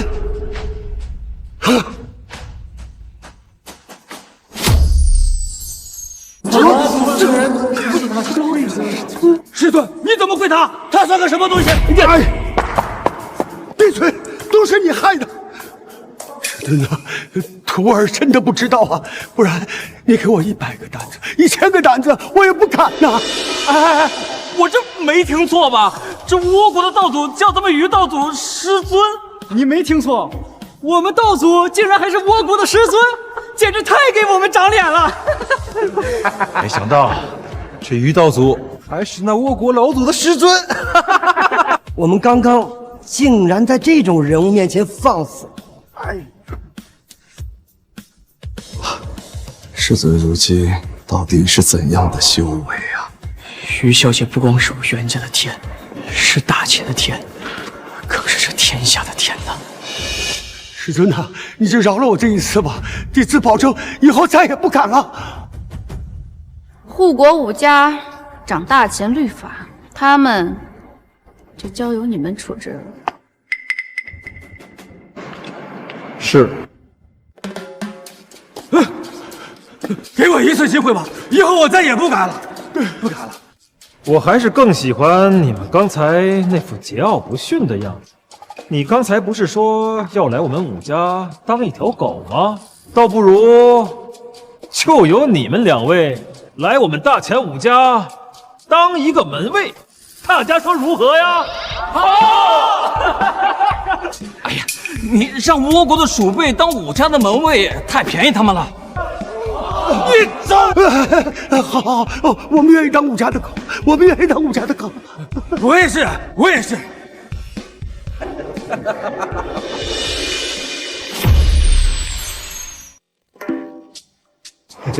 于道祖，于道祖，慢走。于道祖，5大家的事情已经结束，不知道你后面还有什么打算？如果你要是还没想好的话，要不先去我们袁府上安顿，然后再从长计议。于道祖，于道祖，于为俊，你还干什么呀？你误会我了，我这次过来是给于道祖道歉的。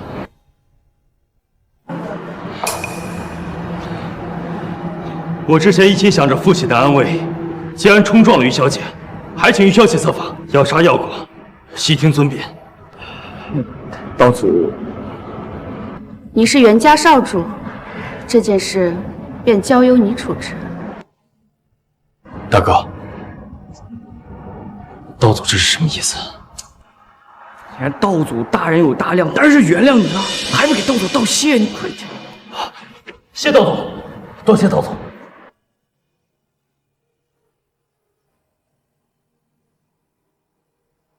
大哥，就是不知道父亲能不能原谅我。小姐都原谅你了，我还能拿你如何呀？爹，爹，只是死罪可免，活罪难逃。你要和你3弟一起剃发为僧，去山上闭关20年。20年？爹，不是我。哎，3弟可比你先过去，记得叫他为师兄哦。大哥，你也笑话我？你别神经病了！小姐，先去府上歇息吧。此事随缘。